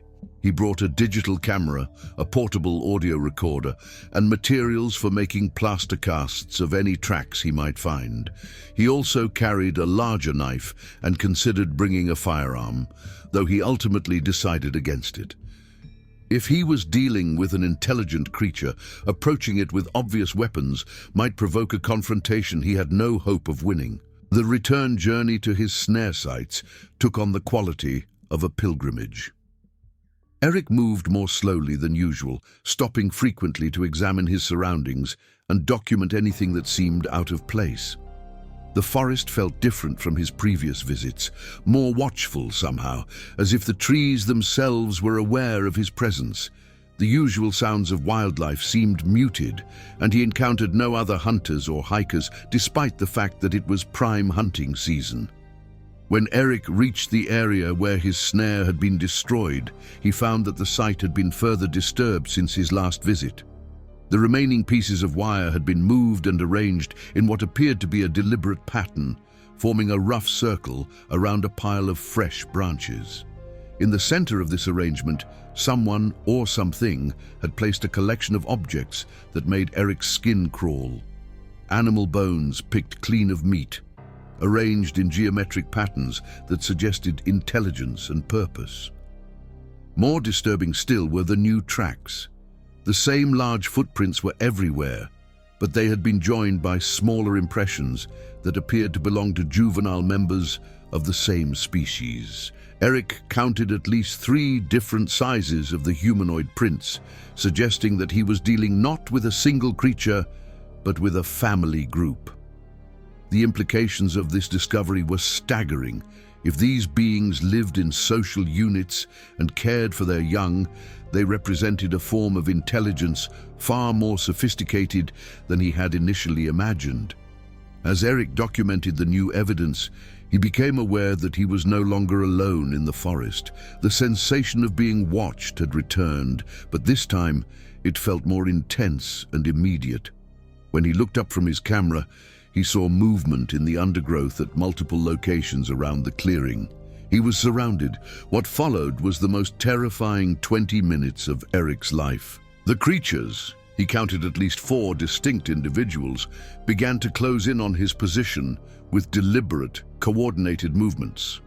They made no aggressive gestures, but their intent was clear. Eric was trapped, and they wanted him to know it. The largest of the group, which he assumed was the same individual he had encountered the previous week, positioned itself directly between Eric and the path back to his truck. The creatures communicated with each other through a series of low-pitched vocalizations that seemed to convey complex information. Eric listened in fascination despite his terror, recognizing what appeared to be a genuine language with consistent patterns and variations in tone and rhythm. Whatever these beings were, they possessed cognitive abilities that placed them far beyond any known animal species. For what felt like an eternity, Eric stood frozen in the center of the clearing while the creatures maintained their positions around him. He had the distinct impression that they were debating what to do with him, weighing options and reaching some kind of consensus. Finally, the largest individual approached to within 20 feet of where Eric stood and began what could only be described as a speech. The creature's vocalizations were unlike anything Eric had ever heard, deeper than a human voice, but clearly modulated to convey meaning. The tone was stern, but not threatening, more like a warning than a challenge. Though Eric couldn't understand the words, the message seemed clear enough. He was trespassing in territory that belonged to these beings, and his activities were not welcome. After several minutes of what Eric could only interpret as a formal warning, the creatures began to withdraw as systematically as they had approached. The largest individual was the last to leave, maintaining eye contact with Eric until it melted back into the forest with the same uncanny stealth he had witnessed before. Only when he was certain that all the creatures had departed did Eric dare to move from his position in the center of the clearing. The hike back to his truck was a nightmare of paranoia and suppressed panic. Eric moved as quickly as the terrain would allow, constantly looking over his shoulder and starting at every sound. Though he saw no further sign of the creatures, he couldn't shake the feeling that he was being escorted to the edge of their territory to ensure that he actually left. Several times he heard the snapping of branches in the forest around him, always just far enough away to be unthreatening, but close enough to remind him that he was being monitored. When Eric finally reached his truck and began the drive home, he felt as though he was awakening from an intense dream. The encounter had been so far outside the range of normal human experience that his mind struggled to process what had occurred. But the physical evidence was undeniable. The photographs, audio recordings, and plaster casts he had made provided concrete proof that something extraordinary existed in the deep forests of Ohio. Over the following weeks, Eric wrestled with the question of what to do with his evidence. He considered contacting wildlife authorities, but he knew that his claims would be met with skepticism at best and ridicule at worst. The scientific community had been dismissing reports of large, unknown primates for decades, and Eric had no illusions about his ability to change established opinions with a handful of photographs and audio recordings. Instead, Eric began reaching out to other hunters and outdoorsmen, sharing his story in carefully chosen circles where he thought it might be received with an open mind. To his surprise, several of his contacts admitted to having had their own encounters with unexplained creatures in remote wilderness areas. A retired forest ranger named Bill Morrison revealed that he had been documenting similar incidents for over 20 years, accumulating a substantial file of reports from credible witnesses. Through Morrison, Eric learned that his experience was part of a much larger pattern of encounters occurring across North America. The creatures, known by various names in different regions, but most commonly called Sasquatch or Bigfoot, appeared to inhabit remote wilderness areas from the Pacific Northwest to the Appalachian Mountains. Most encounters followed similar patterns, glimpses of large, hairy figures moving through the forest, unexplained damage to equipment or property, and the persistent sensation of being watched by unseen observers. What struck Eric most forcefully was the consistency of behavioral descriptions across different reports. The creatures were invariably described as intelligent, generally non-aggressive, and highly territorial. They seemed to coexist with human activities as long as people respected certain boundaries, but they would make their displeasure known when those boundaries were crossed. Eric's experience with the destroyed snare fit perfectly into this pattern of protective behavior toward local wildlife. As autumn progressed into winter, Eric found himself increasingly reluctant to return to his usual hunting grounds. The memory of those intelligent eyes and the formal warning he had received left him with no doubt that the creatures would not tolerate a second intrusion into their territory. Instead, he began hunting in areas closer to human habitation, accepting smaller game in exchange for the peace of mind that came with staying in familiar territory. The decision to abandon his remote hunting sites represented a significant sacrifice for Eric. Some of his most productive seasons had been spent in the deep forest areas where he'd encountered the creatures, and he knew he would likely never find comparable hunting grounds. But the alternative, risking another confrontation with beings that had made their territorial claims so clear, was simply not acceptable. Winter brought its own set of challenges as Eric struggled to process the long-term implications of his encounter. He found himself sleeping poorly, startling at sounds in the night that might indicate the presence of large animals near his cabin.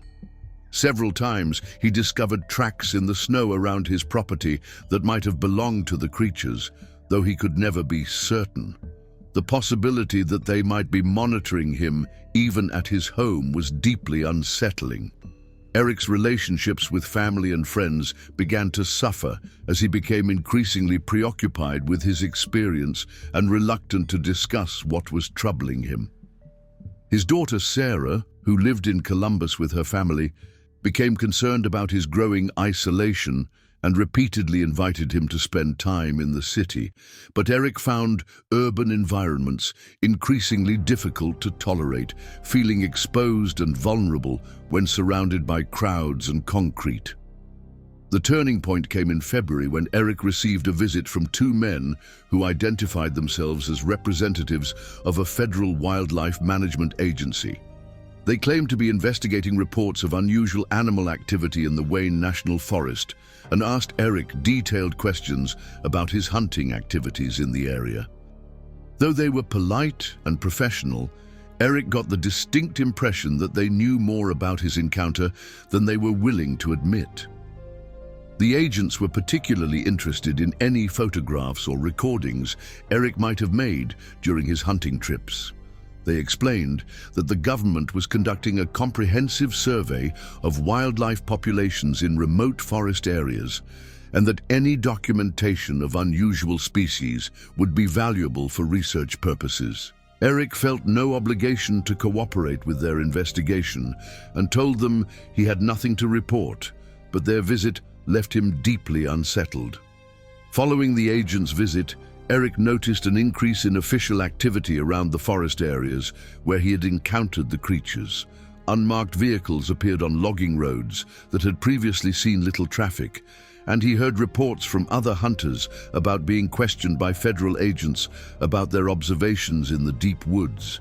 It became clear that some government agency was taking an active interest in monitoring and possibly suppressing information about the creatures. This realization forced Eric to confront the broader implications of what he had experienced. If the creatures were real and the government was aware of their existence, then there was likely an ongoing effort to prevent public knowledge of their presence from becoming widespread. The official policy of dismissing Sasquatch reports as folklore or misidentification served to maintain this secrecy, ensuring that credible witnesses like Eric would be reluctant to come forward with their evidence. The conspiracy of silence surrounding the creatures became a source of increasing frustration for Eric. He felt a responsibility to share his knowledge with the scientific community, but he also understood that doing so would likely result in personal consequences that he was not prepared to face.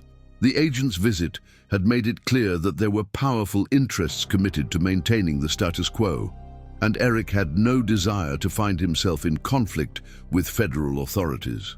As spring returned to Ohio, Eric made several attempts to return to hunting in areas that bordered the creature's territory.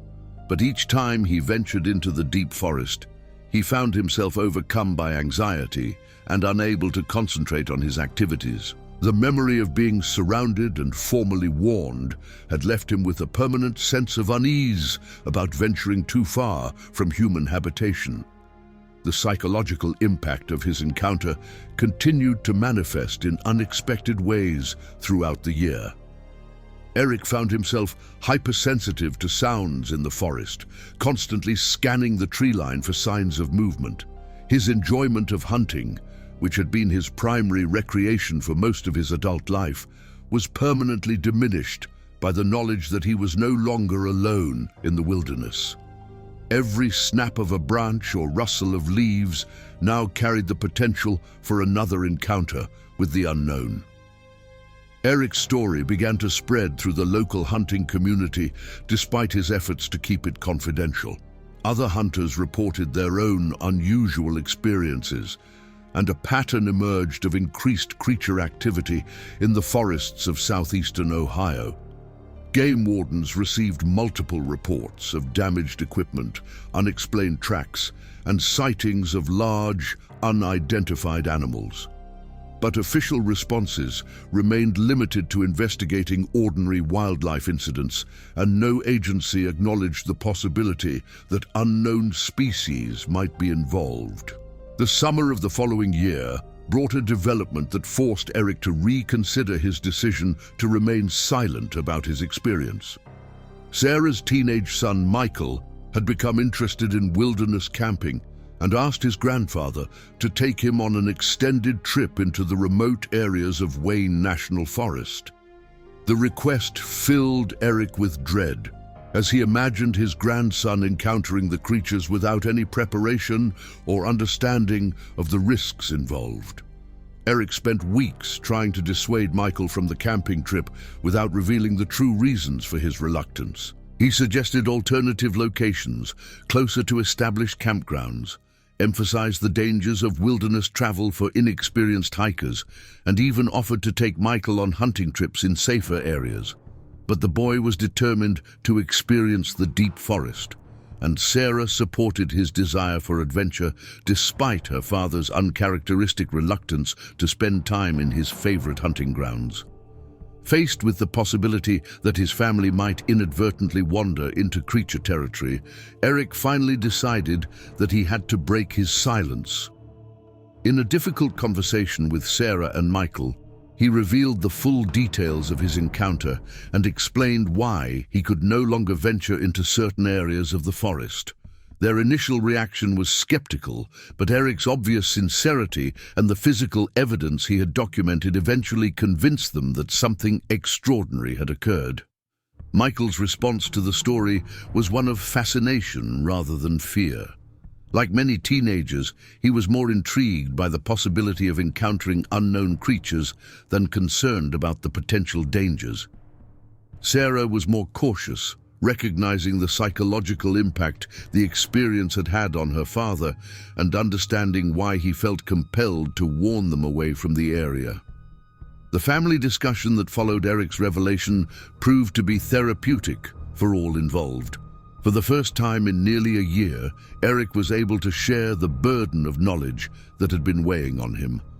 Sarah and Michael listened without judgment, asking thoughtful questions and helping Eric process the implications of what he had experienced. The support of his family gave Eric a new perspective on his encounter and helped him begin to accept what had happened rather than constantly questioning his own perceptions. With his family's encouragement, Eric began reaching out to researchers who were seriously investigating reports of unknown primates in North America. He discovered a network of scientists, anthropologists, and field researchers who were documenting encounters and collecting evidence in a systematic manner. For the first time since his experience, Eric felt that there were people who would take his story seriously and treat his evidence with the respect it deserved. Dr. Jennifer Martinez, a primatologist from Ohio State University, expressed particular interest in Eric's account and the evidence he had gathered. She had been quietly investigating Sasquatch reports for several years, building a database of encounters and analyzing patterns in creature behavior. Eric's detailed documentation of the territorial warning behavior was particularly valuable, as it provided insight into the sophisticated social structure that the creatures appeared to possess. Through Dr. Martinez, Eric learned that his experience was remarkably similar to encounters reported by indigenous peoples throughout North America. Native American tribes had maintained oral traditions about forest people or wild men for centuries, describing them as intelligent beings who lived parallel to human society but generally avoided contact. The behavioral patterns Eric had observed, territorial protection, complex communication, and formal warning rituals, matched traditional accounts with remarkable consistency. This historical context helped Eric understand his encounter within a broader framework of human-creature interaction that extended far beyond his individual experience. Rather than being an isolated anomaly, his story was part of a pattern of contact that had been occurring for generations. The creatures were not recent arrivals or unknown species awaiting discovery by science. They were indigenous inhabitants of North American forests who had successfully maintained their secrecy despite centuries of human expansion. Eric's involvement with the research community led to several return trips to the encounter site with qualified investigators. These expeditions, conducted with proper safety protocols and respect for creature territory, yielded additional evidence that supported Eric's account. New tracks were found and documented. Audio recordings captured vocalizations that matched Eric's descriptions, and environmental DNA sampling detected genetic material from unknown primate species. The accumulation of scientific evidence gradually convinced Eric that his decision to come forward had been correct. While he still faced skepticism from some quarters and continued to receive occasional visits from federal agents, he found satisfaction in contributing to a growing body of research that might eventually lead to official recognition of the creature's existence. The knowledge that other researchers were building on his work gave meaning to the disruption his encounter had caused in his life. As Eric entered his 64th year, he reflected on how profoundly his worldview had been changed by 20 minutes in a forest clearing. The encounter had cost him his favorite hunting grounds, disrupted his relationship with the wilderness, and forced him to question fundamental assumptions about the natural world. But it had also provided him with knowledge that few humans possessed. Direct confirmation that intelligence and consciousness existed in forms far different from humanity. The creatures Eric had encountered represented a parallel evolution of awareness. Beings who had chosen to remain hidden rather than compete with humans for dominance over the natural world. Their existence raised profound questions about consciousness, intelligence, and the relationship between human civilization and the wild spaces that surrounded it. For Eric, these questions had become a source of ongoing fascination rather than the source of anxiety they had initially represented. Eric's final hunting season was spent in familiar territory near his cabin, pursuing small game in areas where he felt comfortable and secure. He no longer sought the challenge of deep wilderness hunting, finding satisfaction instead in the simpler pleasures of observing wildlife and maintaining his connection to the natural world. The knowledge that other intelligences shared the forests of Ohio had changed his relationship with hunting from one of conquest to one of humble participation in the complex web of life. On quiet evenings in his cabin, Eric often found himself thinking about the creatures and wondering what lessons their way of life might offer to human society. Their ability to live sustainably in the forest without devastating their environment, their sophisticated social structure, and their choice to remain hidden rather than seek dominance, all suggested a form of wisdom that modern civilizations seem to lack. Perhaps, Eric thought, the real discovery was not that unknown creatures existed, but that there were alternative ways of being intelligent and aware that humans had never considered. The story Eric eventually shared with other hunters was a carefully edited version of his experience, focusing on the moment when the creature destroyed his snare and omitting the more complex details of his encounters. He found that even this simplified account was met with skepticism by some and fascination by others, confirming his decision to keep the full truth limited to a small circle of trusted individuals. But for those who listened with open minds, Eric's story served as a reminder that the natural world still held mysteries that defied easy explanation. Years later, when Eric's arthritis finally forced him to give up hunting altogether, he would sit on his porch in the evenings and listen to the sounds of the forest that surrounded his cabin. Sometimes, on still nights when the wind was calm, he thought he could hear the distant calls of the creatures echoing through the trees. Whether these sounds were real or imagined, they served as a constant reminder of the encounter that had forever changed his understanding of what it meant to share the world with other forms of consciousness.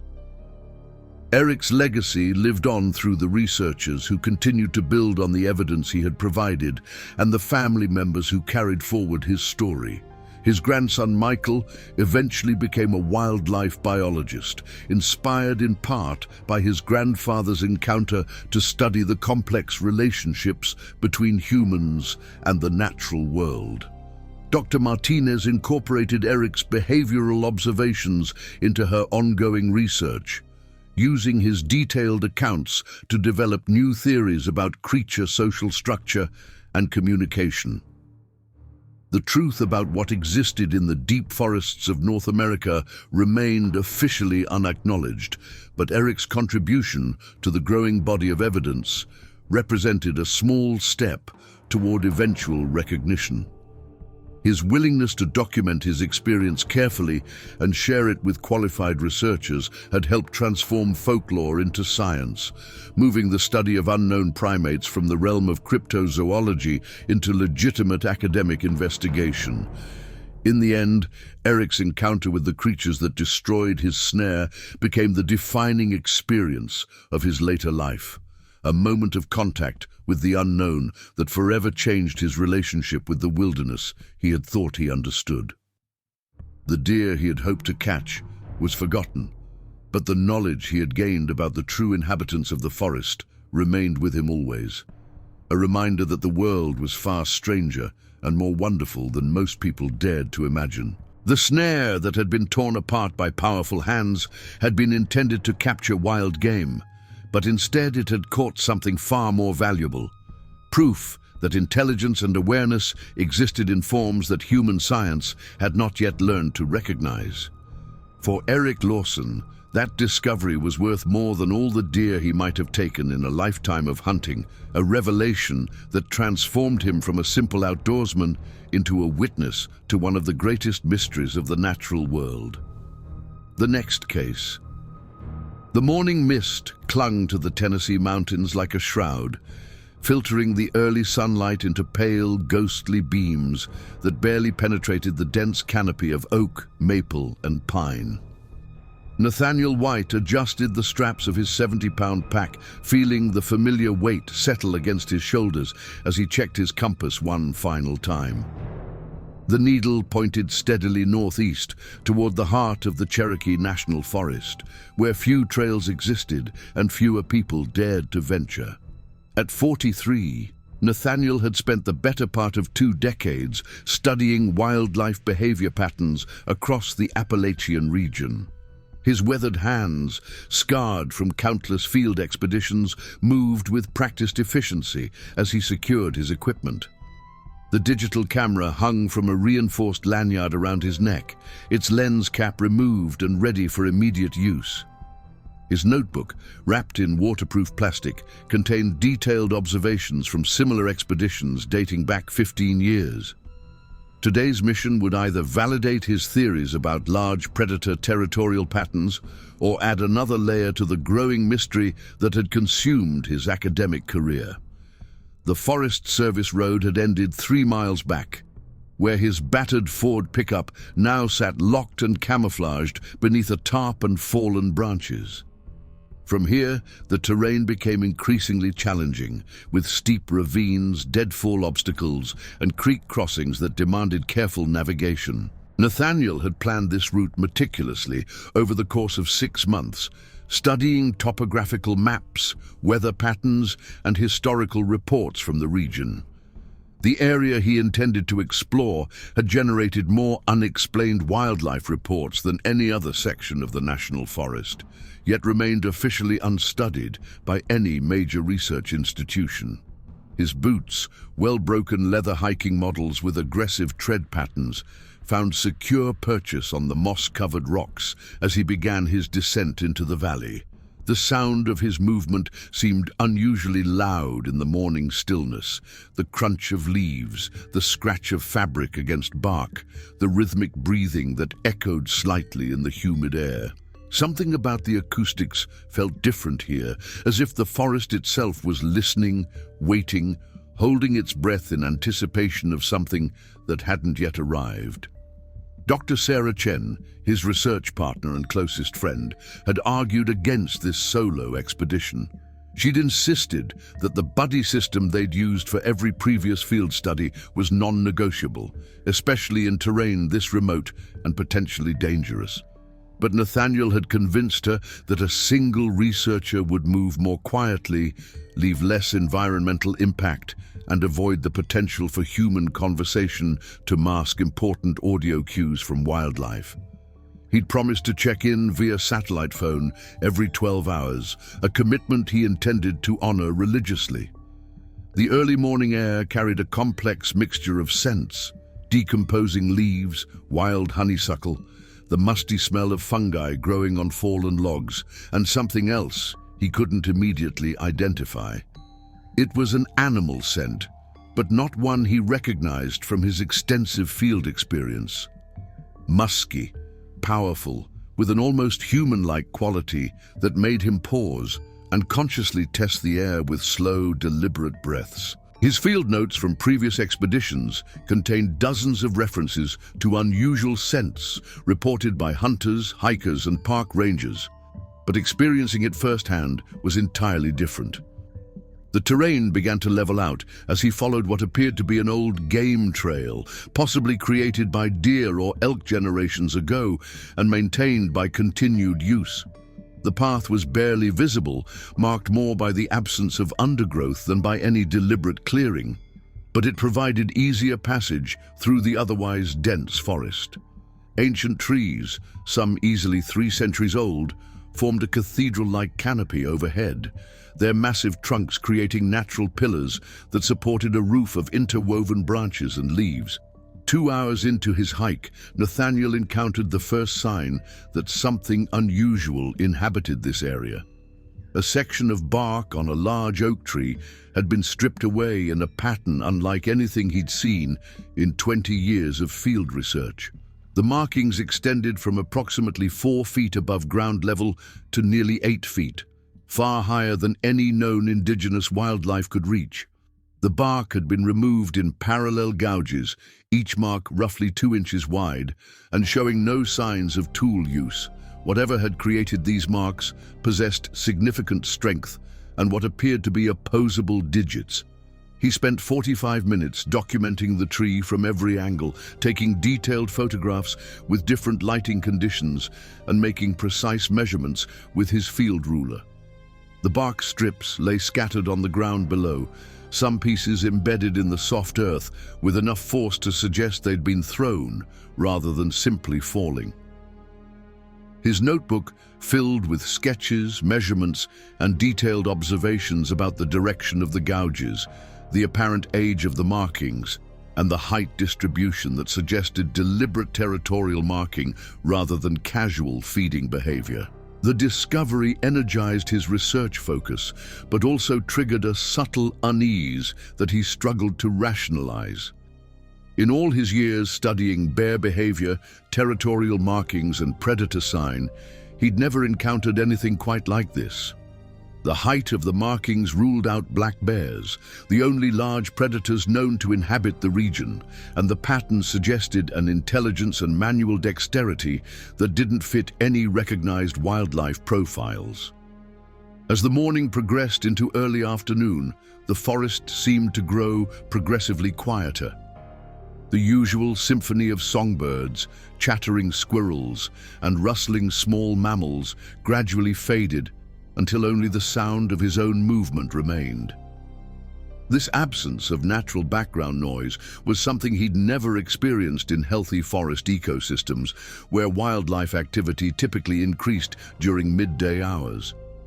He paused frequently to listen, hoping to identify some explanation for the unusual quiet, but heard only the distant whisper of wind through the upper canopy and the occasional creak of old wood adjusting to temperature changes. His planned campsite lay another 3 miles ahead, in a small clearing beside a spring-fed creek that appeared on his topographical maps. The location offered fresh water, relatively level ground for his tent, and multiple escape routes should weather or other circumstances require rapid evacuation. More importantly, it positioned him in the center of the area where most unexplained sightings had been reported over the past decade, giving him optimal observation opportunities during the critical dawn and dusk periods when large wildlife typically exhibited peak activity. The afternoon heat began to build as the sun reached its zenith, creating a humid, oppressive atmosphere that made his clothing cling uncomfortably to his skin. Sweat ran constantly down his face and back, requiring frequent stops to hydrate and prevent heat exhaustion. Despite his excellent physical condition and years of backcountry experience, the combination of heavy pack weight, challenging terrain, and unusual atmospheric pressure was taking a toll on his energy reserves. During one of these rest stops, seated on a fallen log while consulting his map and GPS unit, Nathaniel heard the first sound that genuinely alarmed him. It began as a low rumble, almost subaudible, that seemed to come from deep within the forest rather than from any specific direction. The sound lasted perhaps 15 seconds, rising and falling in pitch like some form of complex vocalization before fading back into the oppressive silence. He remained motionless for nearly 10 minutes, hoping to hear the sound again and establish its direction and distance, but the forest had returned to its unnatural quiet. His field notes from that afternoon contained increasingly detailed observations about the absence of normal wildlife activity. No bird calls, no squirrel chatter, no insect buzzing. Even the flies and mosquitoes that normally plagued summer hiking expeditions were virtually absent. The ecosystem appeared to be in a state of alert, as if every living creature was hiding, waiting for some threat to pass. The creek appeared exactly where his maps indicated, a clear stream perhaps 8 feet wide that flowed over smooth stones with a gentle murmuring that provided welcome relief from the oppressive silence. The clearing beside it was larger than he'd expected, roughly circular and covered with short grass that showed signs of regular use by wildlife. Deer tracks were visible in the soft earth near the water's edge, along with what appeared to be the paw prints of smaller mammals, raccoons, possibly opossums, and several species he couldn't immediately identify. Setting up camp required nearly 2 hours of methodical work. His tent, a high-quality 4-season model designed for extreme weather conditions, went up easily on the level ground. The rainfly was secured with extra stakes and guy lines, creating a weatherproof shelter that could withstand significant wind and precipitation.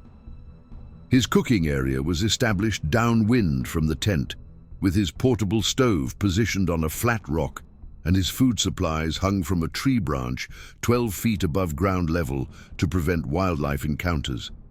The water filtration system drew clean, cold water from the creek through a multi-stage purification process that removed bacteria, parasites, and chemical contaminants. The taste was crisp and refreshing, carrying the mineral flavor of mountain springs that had flowed through limestone and granite for thousands of years. He filled his water bottles and hydration bladder completely, ensuring adequate supplies for the next 48 hours, regardless of circumstances. As evening approached, the forest began to show signs of returning to normal activity patterns. Bird calls resumed from the upper canopy, tentative at first, but gradually increasing in frequency and variety.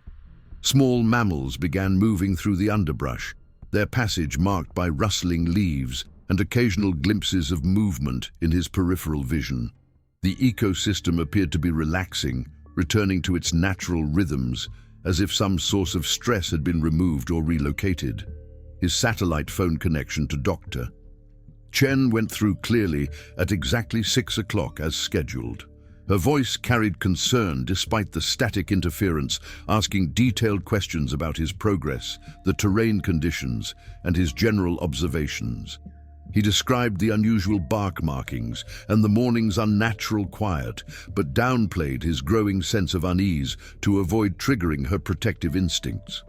She reported that weather forecasts showed clear conditions for the next 3 days, with minimal chance of precipitation and moderate temperatures, ideal for extended fieldwork. Dinner consisted of freeze-dried beef stew, rehydrated with hot water from his portable stove, supplemented by energy bars and dried fruit that provided necessary calories and nutrients for sustained physical activity.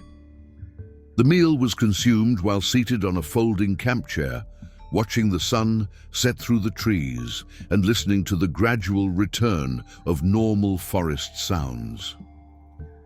Fireflies began their nightly display as darkness approached, tiny points of bioluminescent light that danced among the trees in patterns that had remained unchanged for millions of years.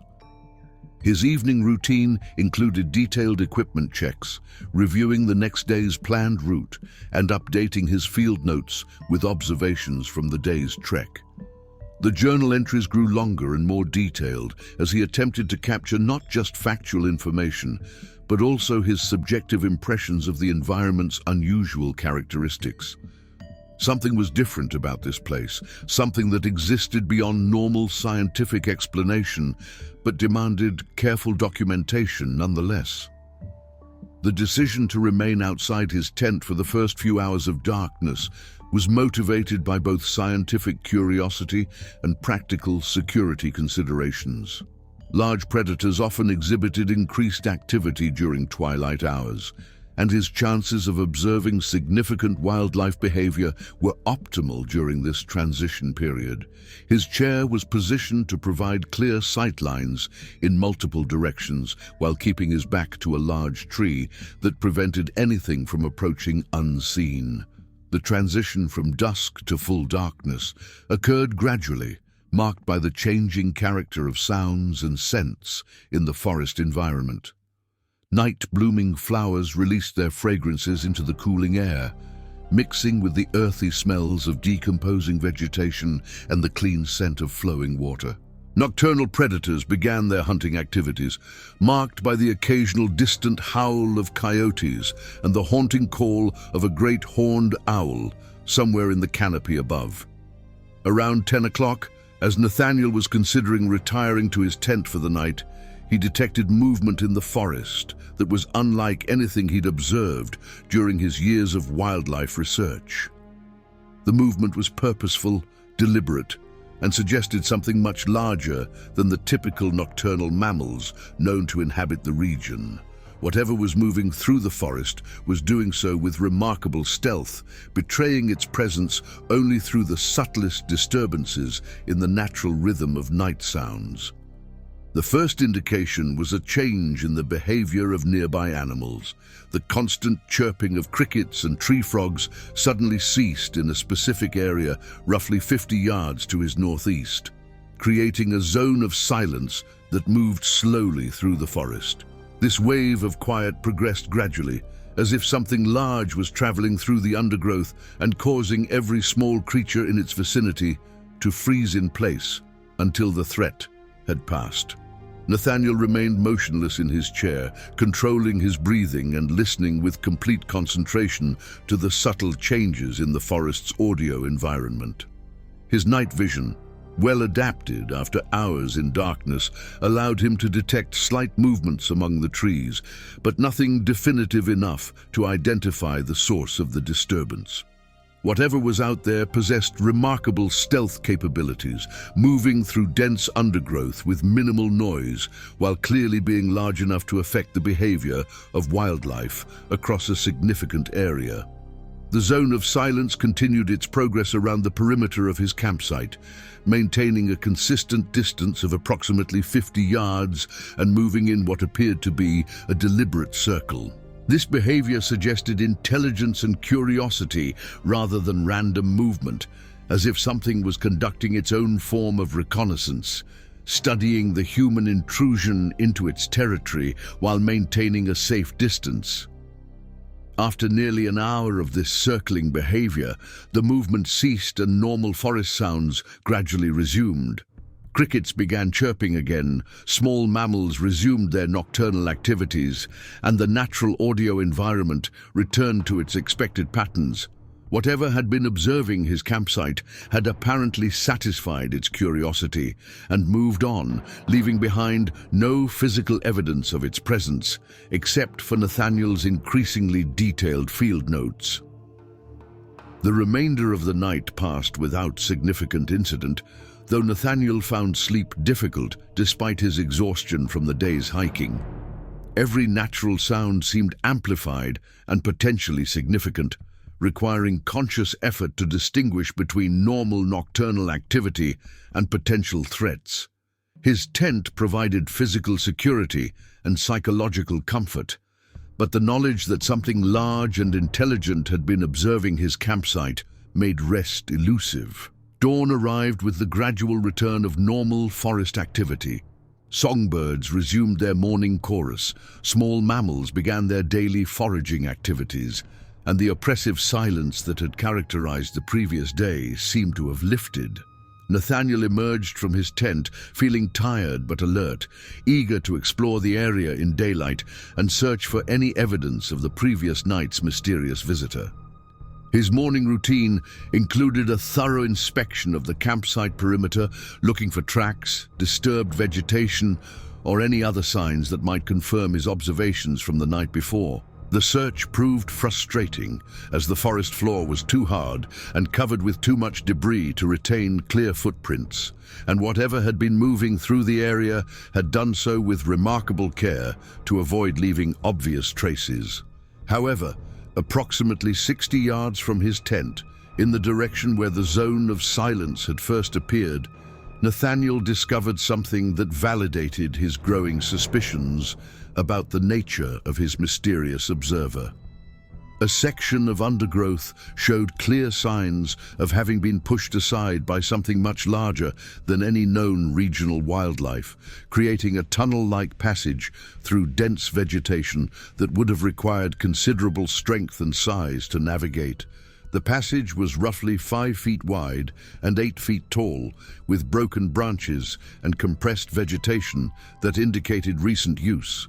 More significantly, several of the larger branches had been broken at heights that exceeded the reach of any indigenous wildlife, suggesting whatever had created this path possessed both significant size and the intelligence to navigate complex terrain efficiently. His documentation process became increasingly methodical as the evidence accumulated. Each discovery was photographed from multiple angles, measured precisely, and described in detailed written observations.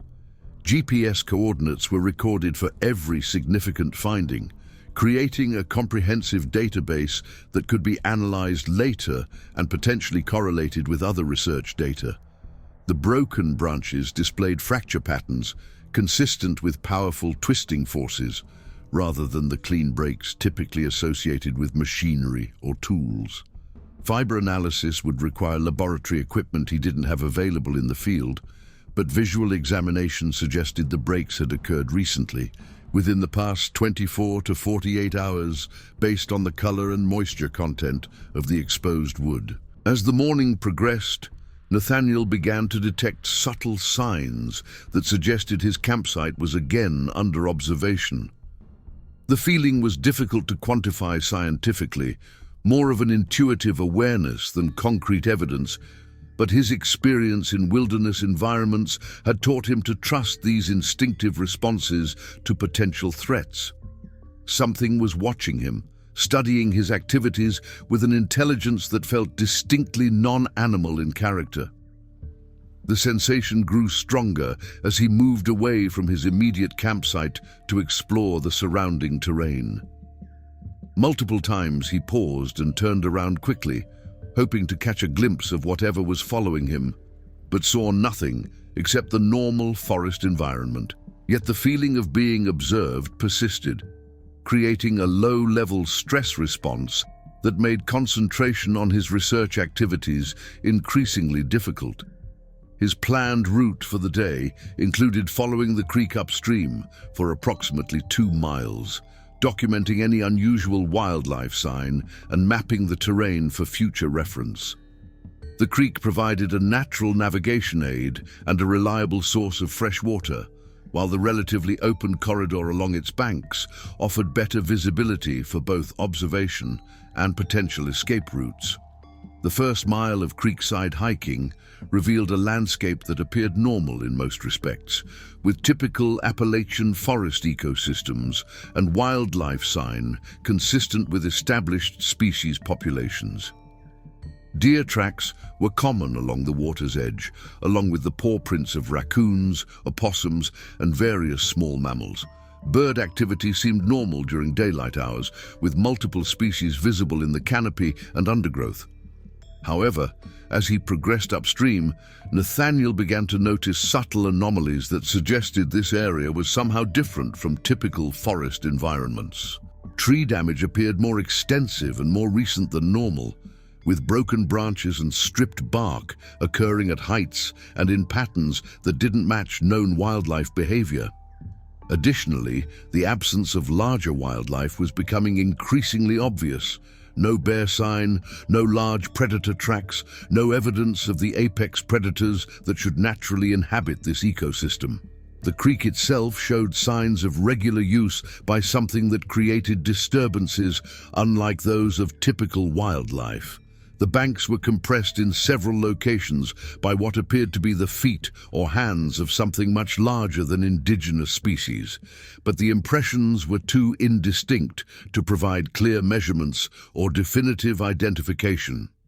Around midday, while following a particularly promising section of creek where the water pooled into deep, clear areas ideal for wildlife observation, Nathaniel encountered evidence that fundamentally changed his understanding of what inhabited this forest.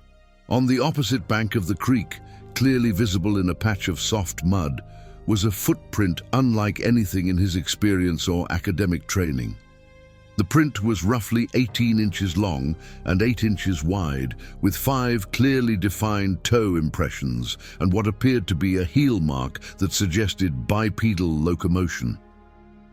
The depth of the impression indicated significant weight, probably in excess of 300 pounds, while the clarity of the toe definition suggested the creature had been barefoot rather than wearing any form of footwear.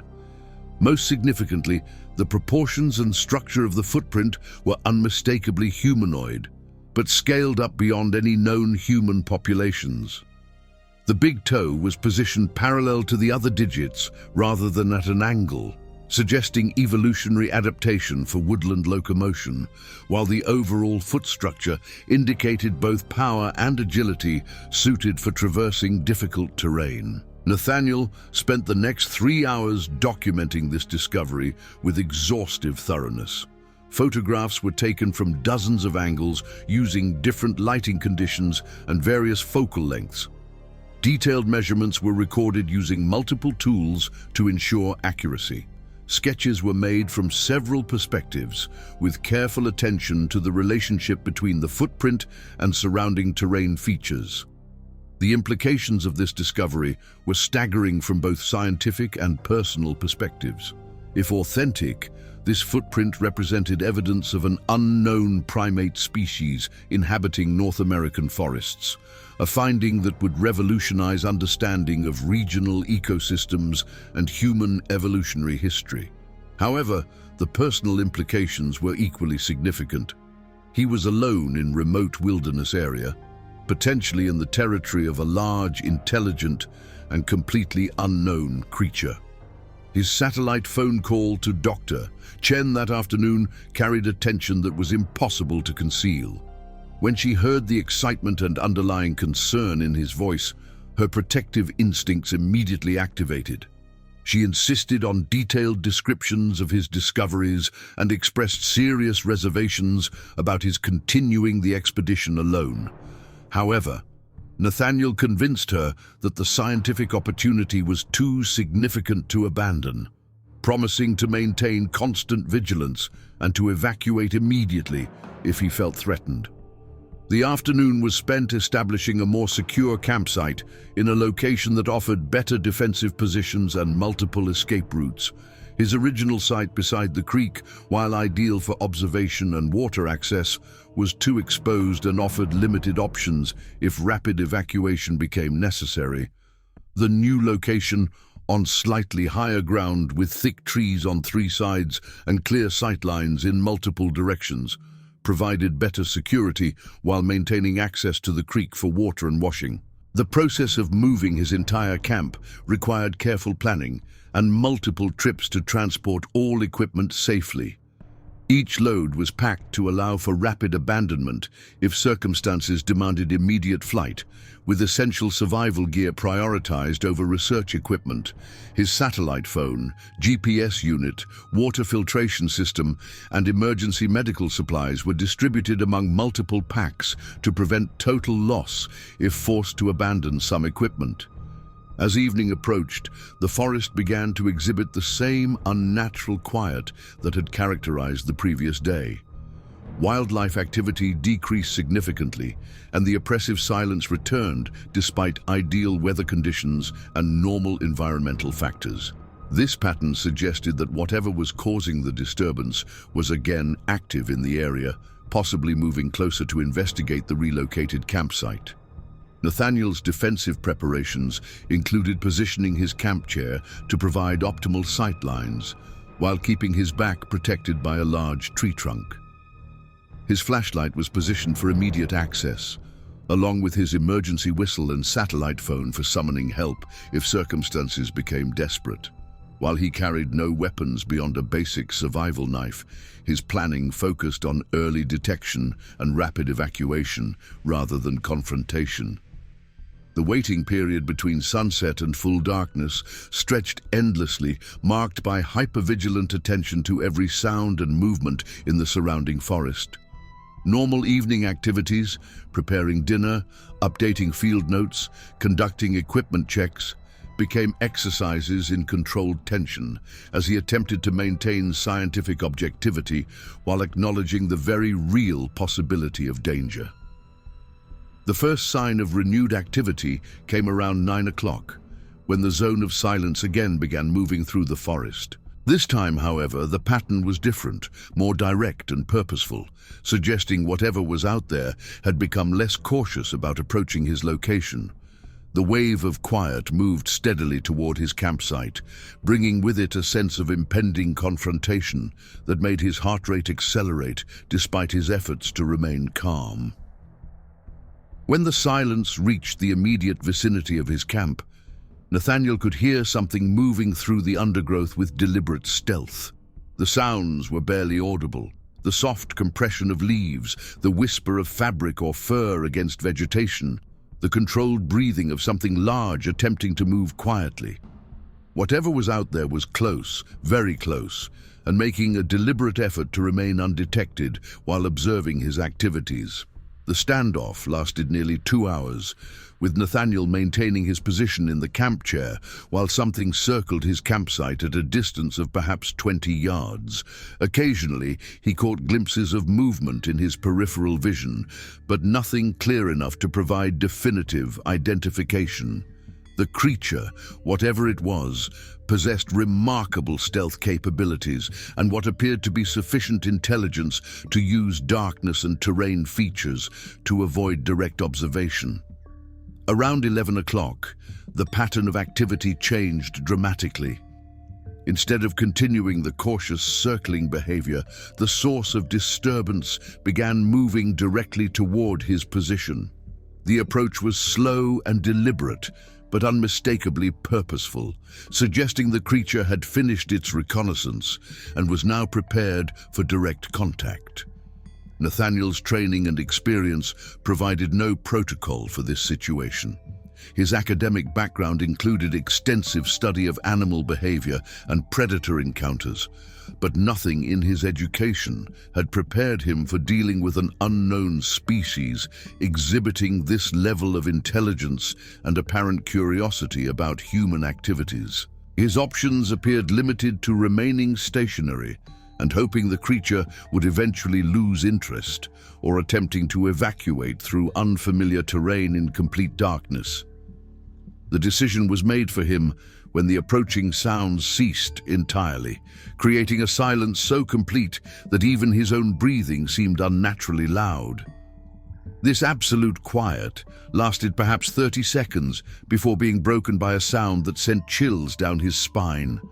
A low, rumbling vocalization that was clearly not produced by any known regional wildlife.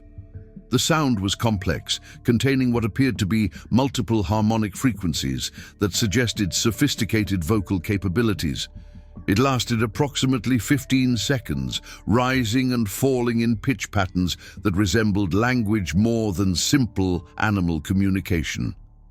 Most disturbing was the apparent intelligence behind the vocalization, as if the creature was attempting to communicate rather than simply expressing territorial aggression or warning. Following the vocalization, silence returned, but with a different quality, as if the forest itself was waiting for some form of response. Nathaniel remained frozen in his chair, uncertain whether attempting to respond would be interpreted as communication or aggression. His academic training suggested that most large predators would be discouraged by loud noises and aggressive behavior, but the intelligence apparent in this creature's actions indicated it might not respond according to typical predator behavioral patterns. After several minutes of absolute silence, the sounds of movement resumed, but now the creature appeared to be withdrawing rather than approaching. The zone of quiet began moving away from his campsite, gradually expanding as the source of disturbance increased its distance.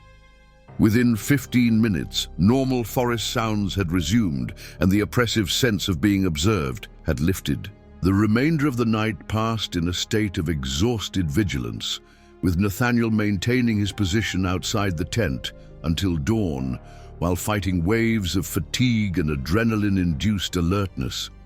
Sleep was impossible under the circumstances, and he spent the dark hours reviewing his observations and considering their implications for both his research and his personal safety.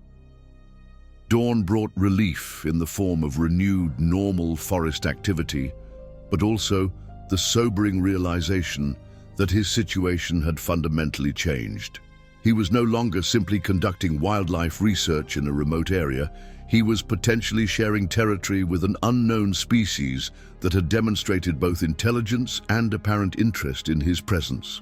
The scientific opportunity was unprecedented, but the personal risk was becoming impossible to ignore. His morning inspection of the campsite perimeter revealed clear evidence that something large had indeed approached very close to his location during the night.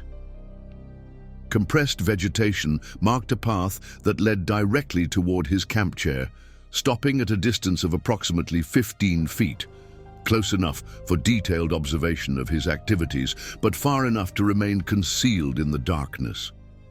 More significantly, he found what appeared to be a deliberate arrangement of stones and sticks in a pattern that seemed too organized to be coincidental. 3 stones had been placed in a triangular formation with a straight stick positioned to point directly toward his tent. Whether this represented some form of communication attempt or territorial marking was unclear, but the deliberate nature of the arrangement was unmistakable. The documentation process for these new discoveries took most of the morning, with detailed photography and measurements of the stone arrangement and the approach path revealed by disturbed vegetation. His field notes grew increasingly detailed as he attempted to capture not just physical evidence, but also his subjective impressions of the creature's apparent intelligence and behavioral patterns.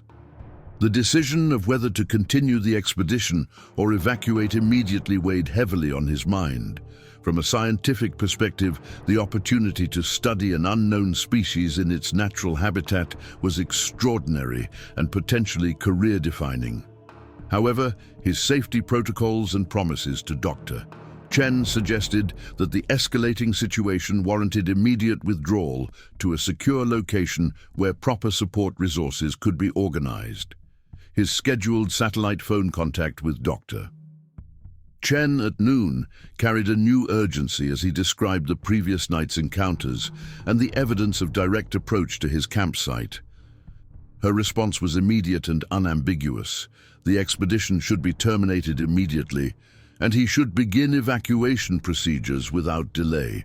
The scientific value of the discoveries, while significant, did not justify the personal risk of remaining alone in the territory of an unknown and potentially dangerous creature. However, even as he agreed to her demands for immediate evacuation, Nathaniel found himself reluctant to abandon the research opportunity.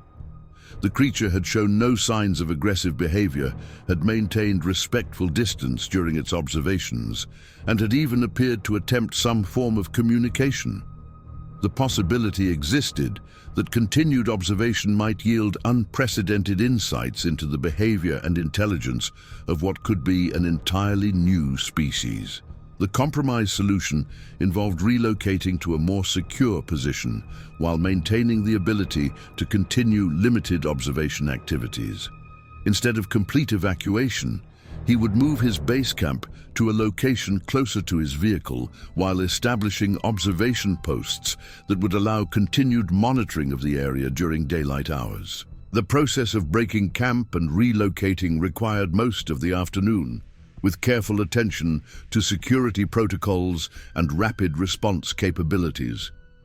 Each piece of equipment was packed for immediate transport, with essential survival gear distributed among multiple containers to prevent total loss if rapid evacuation became necessary.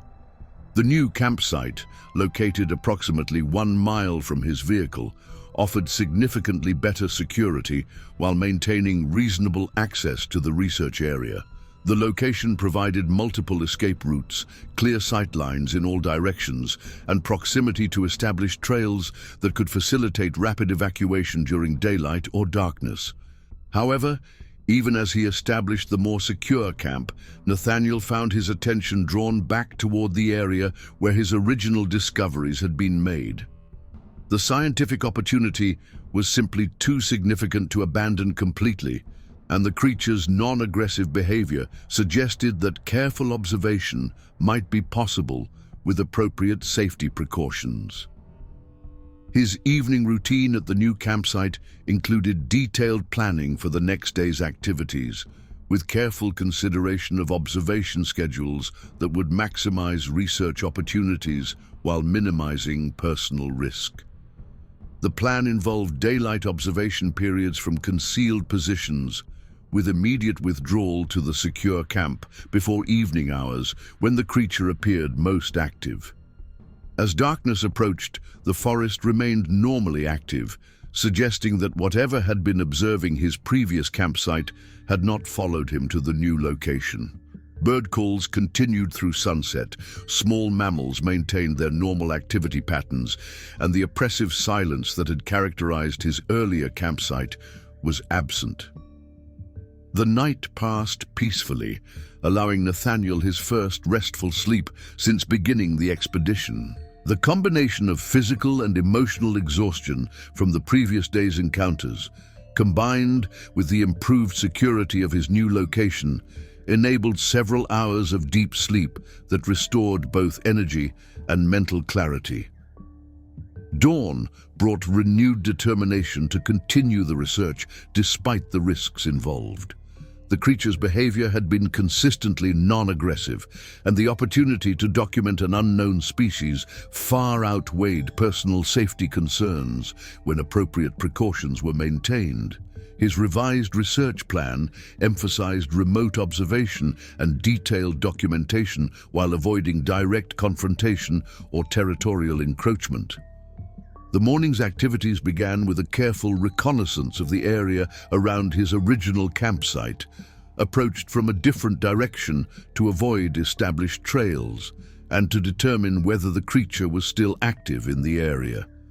The approach was conducted with extreme stealth, using natural terrain features and vegetation to provide concealment while maintaining escape routes and communication capabilities. The original campsite showed clear signs of continued activity since his departure. The stone arrangement had been modified, with additional stones added to create a more complex pattern that defied random explanation.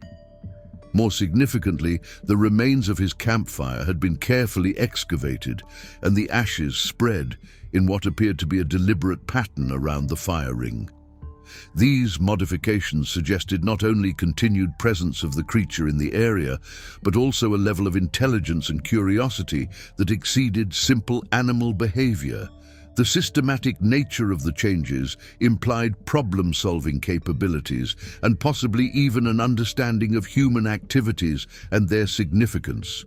From his concealed observation position, approximately 50 yards from the original campsite, Nathaniel spent the morning documenting these new developments while watching for any signs of current activity. The position provided excellent visibility while offering multiple escape routes and concealment from potential observation.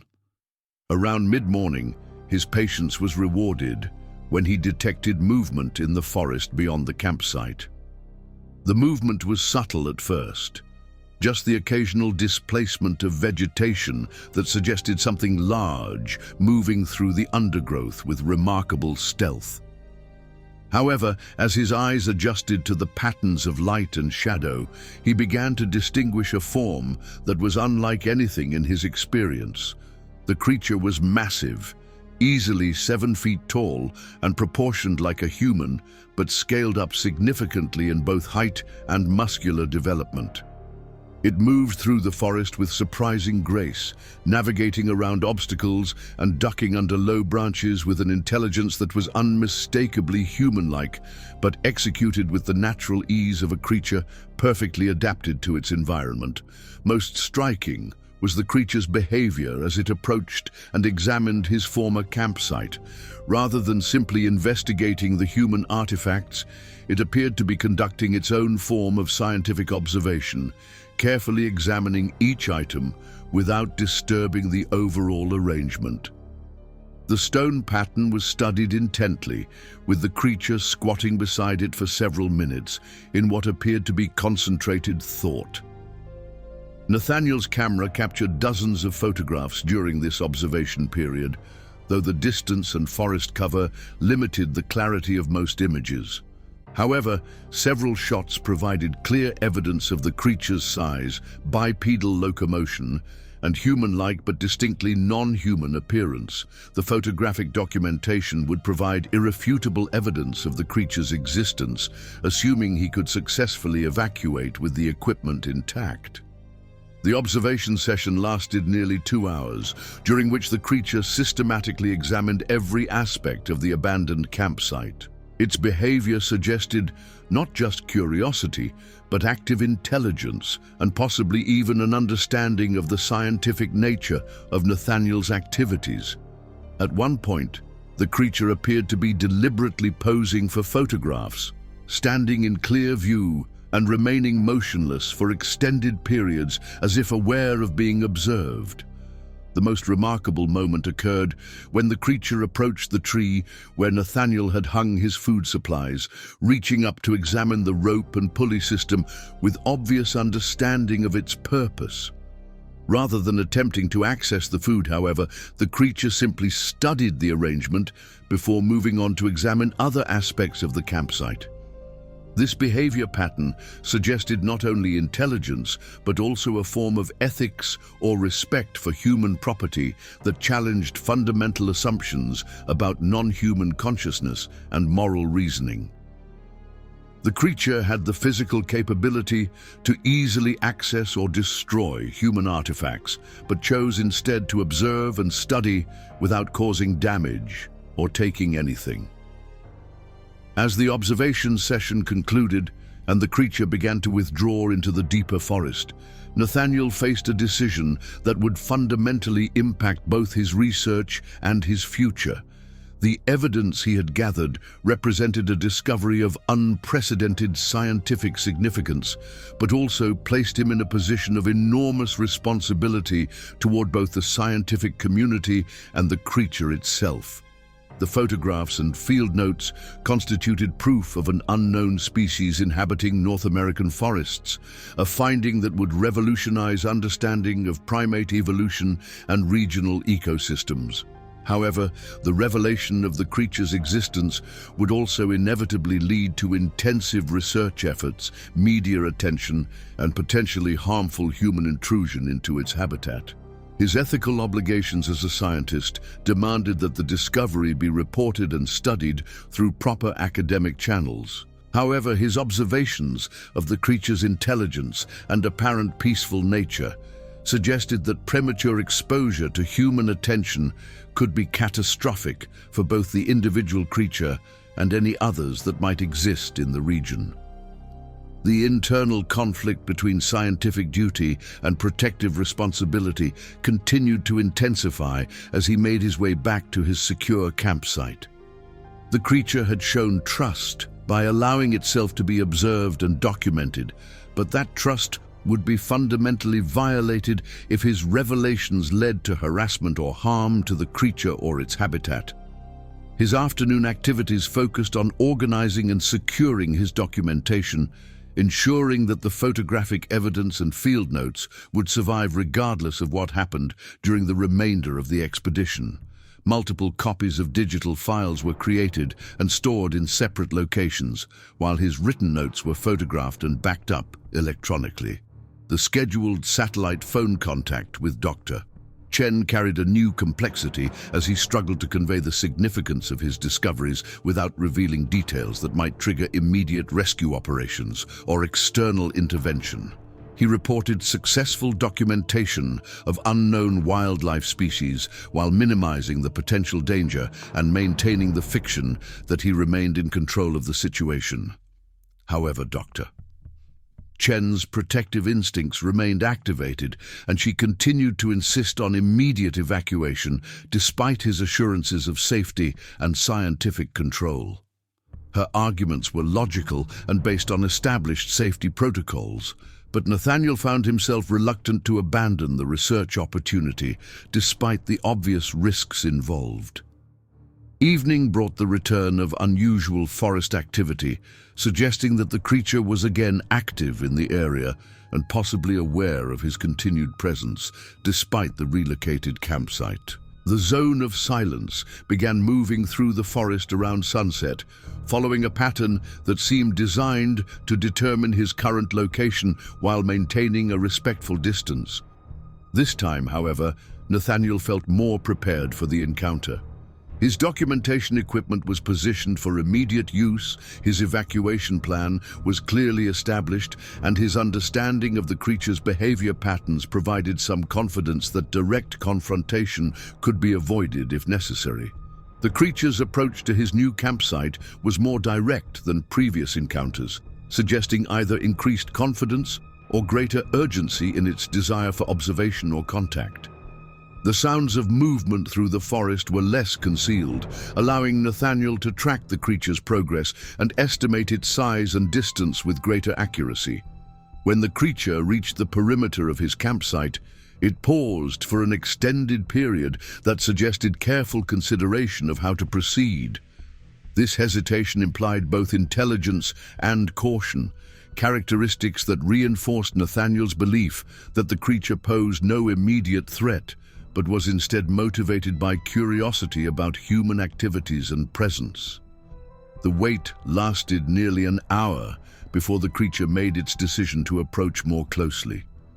The sounds of movement resumed, but now the approach was deliberate and unhurried, as if the creature had concluded that direct contact was inevitable and was proceeding with careful consideration of potential consequences. Nathaniel remained motionless in his camp chair, controlling his breathing and heart rate while preparing his camera for what might be the most significant wildlife documentation of his career. The creature's approach was bringing it closer than any previous encounter, offering the possibility of detailed observation and photographic documentation under controlled conditions. The forest went completely silent as the creature reached the immediate vicinity of his campsite. Even the constant background noise of insects and small mammals ceased entirely, creating an atmosphere of suspended tension that made every heartbeat audible. The silence stretched for perhaps 30 seconds before being broken by the sound of slow, deliberate breathing directly behind his position. The realization that something large was standing immediately behind his chair sent adrenaline surging through Nathaniel's system, but years of wildlife experience had trained him to control panic responses and maintain situational awareness. Without turning around, he listened carefully to determine the exact position and probable intentions of whatever was behind him. The breathing was deep and controlled, suggesting a creature of considerable size, but not exhibiting signs of distress or aggressive excitement. The rhythm was steady and calm, more consistent with curious observation than predatory behavior. Most significantly, the creature was making no attempt to conceal its presence, indicating either confidence in its safety or a deliberate decision to reveal itself. The standoff continued for several minutes, with Nathaniel remaining motionless while the creature apparently studied him from a distance of perhaps 3 feet. He could feel the warmth of its presence and detect a musky animal scent that was powerful but not unpleasant. The creature's breathing remained steady and calm, suggesting continued observation rather than preparation for aggressive action. Finally, unable to maintain the tension any longer, Nathaniel began to turn slowly in his chair to face whatever was behind him. The movement was gradual and deliberate, designed to signal non-aggressive intentions while allowing him to assess the situation and prepare for whatever response might be necessary. As he turned, the breathing behind him ceased, and he heard the sound of something large moving away with remarkable speed and stealth.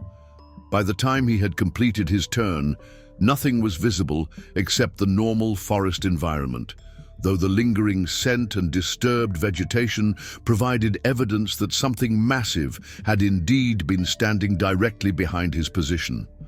The encounter lasted only a few minutes, but its impact on Nathaniel's understanding of the situation was profound. The creature had approached close enough to touch him, had studied him intently for an extended period, and had withdrawn peacefully when he attempted to make visual contact. This behavior pattern suggested not only intelligence, but also sophisticated social reasoning and impulse control.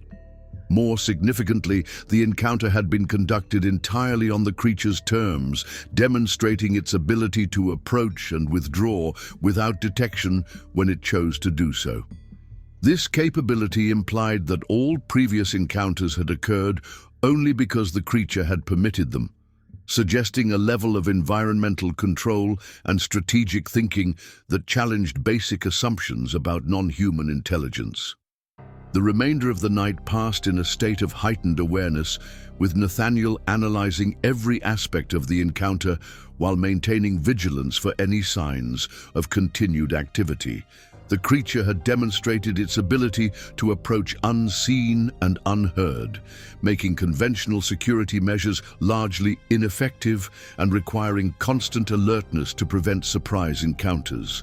However, the peaceful nature of the contact provided some reassurance that the creature's intentions remained non-aggressive, despite its obvious physical capabilities and environmental advantages. The encounter appeared motivated by curiosity rather than territorial defense or predatory behavior, suggesting that continued coexistence might be possible with appropriate caution and respect for the creature's preferences.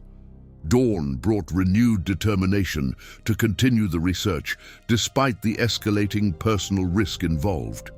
The previous night's encounter had provided unprecedented evidence of the creature's intelligence and behavioral patterns, but also demonstrated the inherent danger of remaining in its territory without proper support and security measures. His morning activities focused on detailed documentation of the encounter, including careful measurement of the disturbed vegetation where the creature had stood, and analysis of scent traces that might provide additional information about its physical characteristics. The evidence was subtle but unmistakable, confirming that something large and intelligent had indeed been present at his campsite.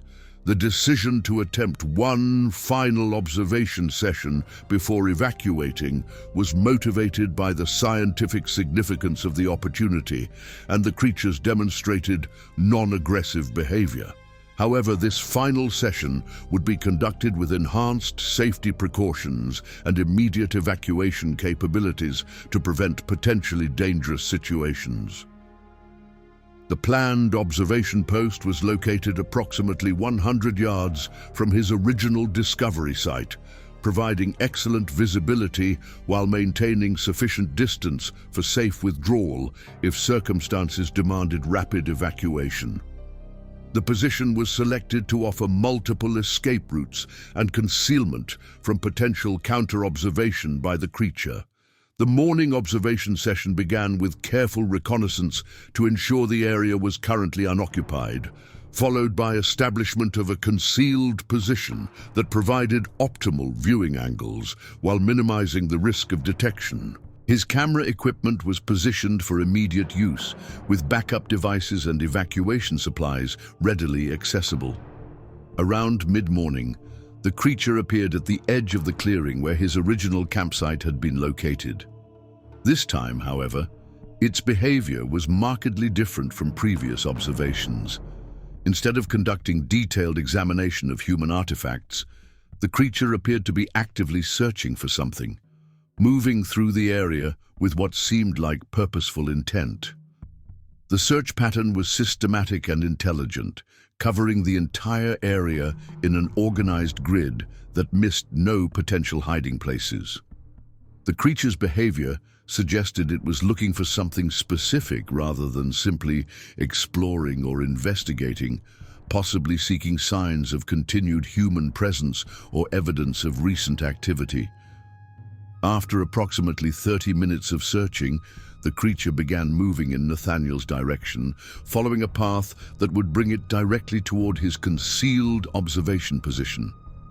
The approach was deliberate and focused, suggesting the creature had detected his presence despite his careful concealment and stealth precautions. The realization that he had been discovered triggered immediate evacuation procedures. Nathaniel began gathering his essential equipment for rapid withdrawal, moving as quietly as possible while preparing for the possibility that immediate flight might become necessary. However, as he prepared to leave his observation post, the creature's behavior changed dramatically. Instead of continuing its direct approach, the creature stopped at a distance of approximately 50 yards and began what appeared to be a deliberate display behavior. Standing upright to its full height of nearly 8 feet, the creature raised its arms above its head and began swaying from side to side in a rhythmic motion that lasted several minutes. This display was unlike anything in Nathaniel's experience with wildlife behavior, resembling more a form of communication or greeting than any territorial or aggressive demonstration. The creature maintained eye contact throughout the display, clearly aware of his position and apparently attempting to convey some form of message through its actions. Following the display, the creature lowered its arms and assumed a seated position, remaining motionless and continuing to maintain visual contact with Nathaniel's concealed position. This behavior suggested an invitation for communication or at least continued observation, contradicting his expectation of potential threat or territorial defense. The standoff continued for nearly an hour, with the creature maintaining its seated position while Nathaniel remained concealed, but increasingly aware that his presence was known and accepted. The situation had evolved beyond simple wildlife observation into what appeared to be an interspecies communication attempt, presenting opportunities and challenges that exceeded his training and preparation. Finally, driven by scientific curiosity and the unprecedented nature of the opportunity, Nathaniel made the decision to emerge from concealment and attempt direct visual contact with the creature. The move was calculated to signal non-aggressive intentions while allowing for immediate retreat if the creature's response suggested danger. As he stood up slowly and stepped into clear view, the creature remained motionless but alert, watching his movements with obvious intelligence and apparent recognition of the significance of the moment. Neither participant moved for several minutes, each apparently assessing the other's intentions and preparing for whatever form of contact might develop. The visual contact allowed Nathaniel his first clear, unobstructed view of the creature in daylight conditions. The being was massive, easily 7.5 feet tall, with muscular development that suggested enormous physical strength. However, its posture and facial expression conveyed intelligence and curiosity rather than aggression or threat. Most remarkable were the creature's eyes, which displayed an unmistakably human-like intelligence and emotional depth. The gaze was direct and searching, suggesting not only awareness, but active evaluation of Nathaniel's character and intentions. This level of cognitive assessment implied reasoning capabilities that challenged fundamental assumptions about the relationship between human and non-human intelligence. The encounter lasted approximately 20 minutes, during which both participants remained motionless while apparently engaged in mutual assessment and communication through eye contact and body language. Neither showed signs of fear or aggression, instead exhibiting behavior patterns more consistent with cautious curiosity and intellectual evaluation. The interaction concluded when the creature slowly stood and began withdrawing toward the deeper forest, moving with deliberate slowness as if reluctant to end the contact, but recognizing the need to maintain appropriate distance. Its departure was gradual and non-threatening, suggesting satisfaction with the encounter rather than concern about potential danger.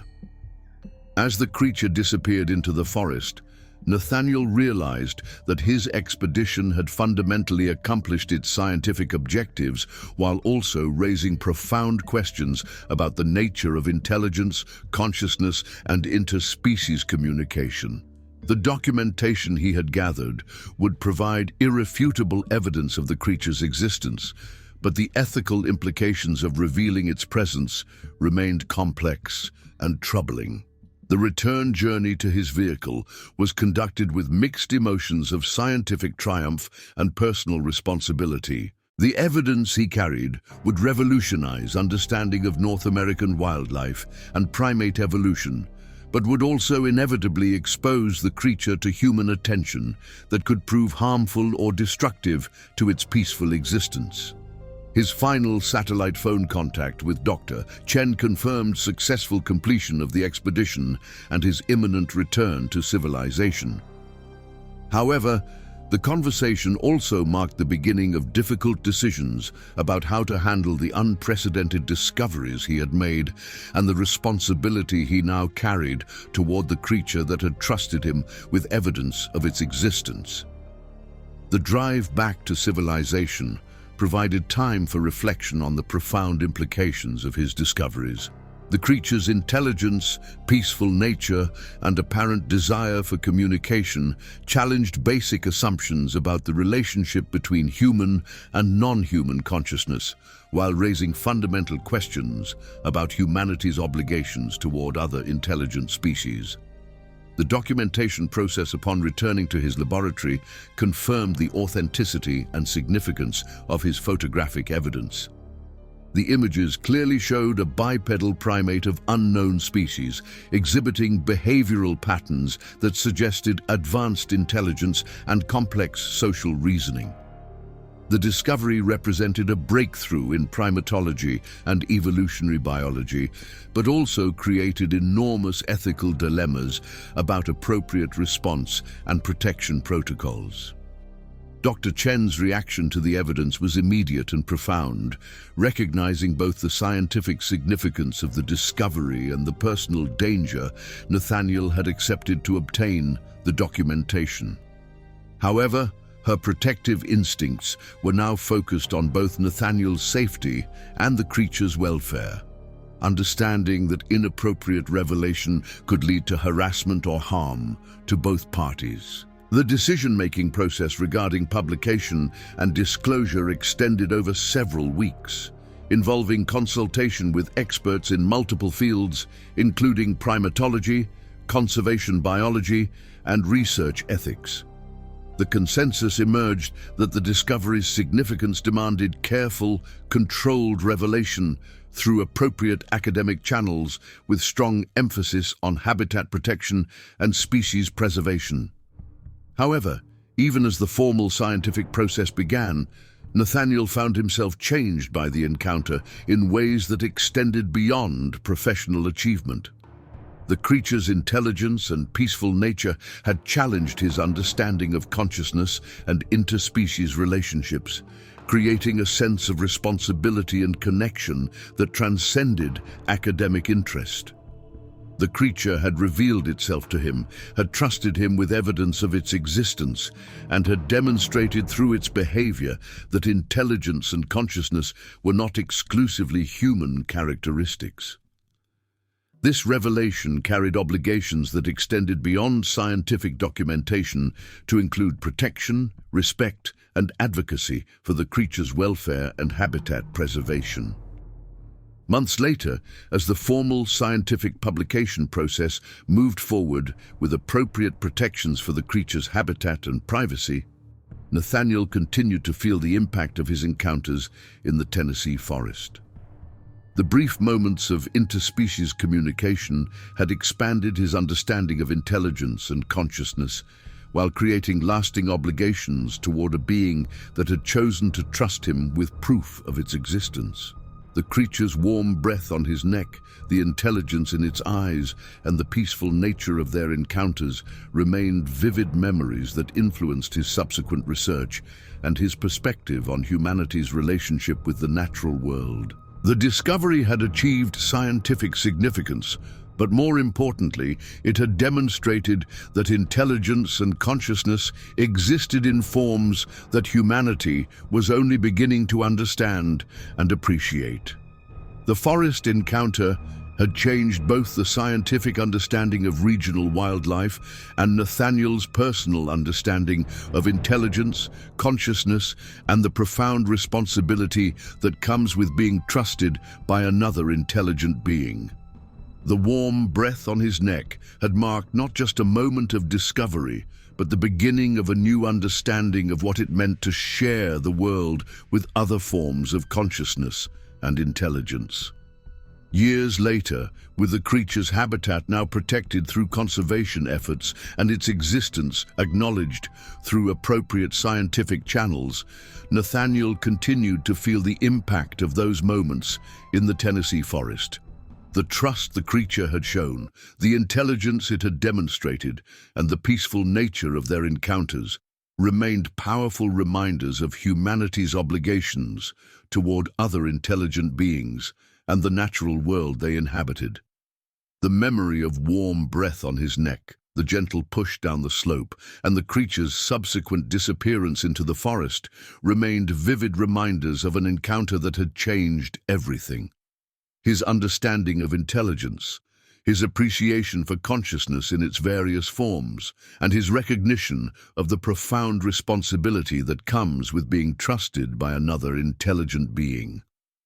The discovery had been scientifically significant, but the personal impact of the encounter would influence his perspective on life, consciousness, and humanity's place in the natural world for the remainder of his career and beyond.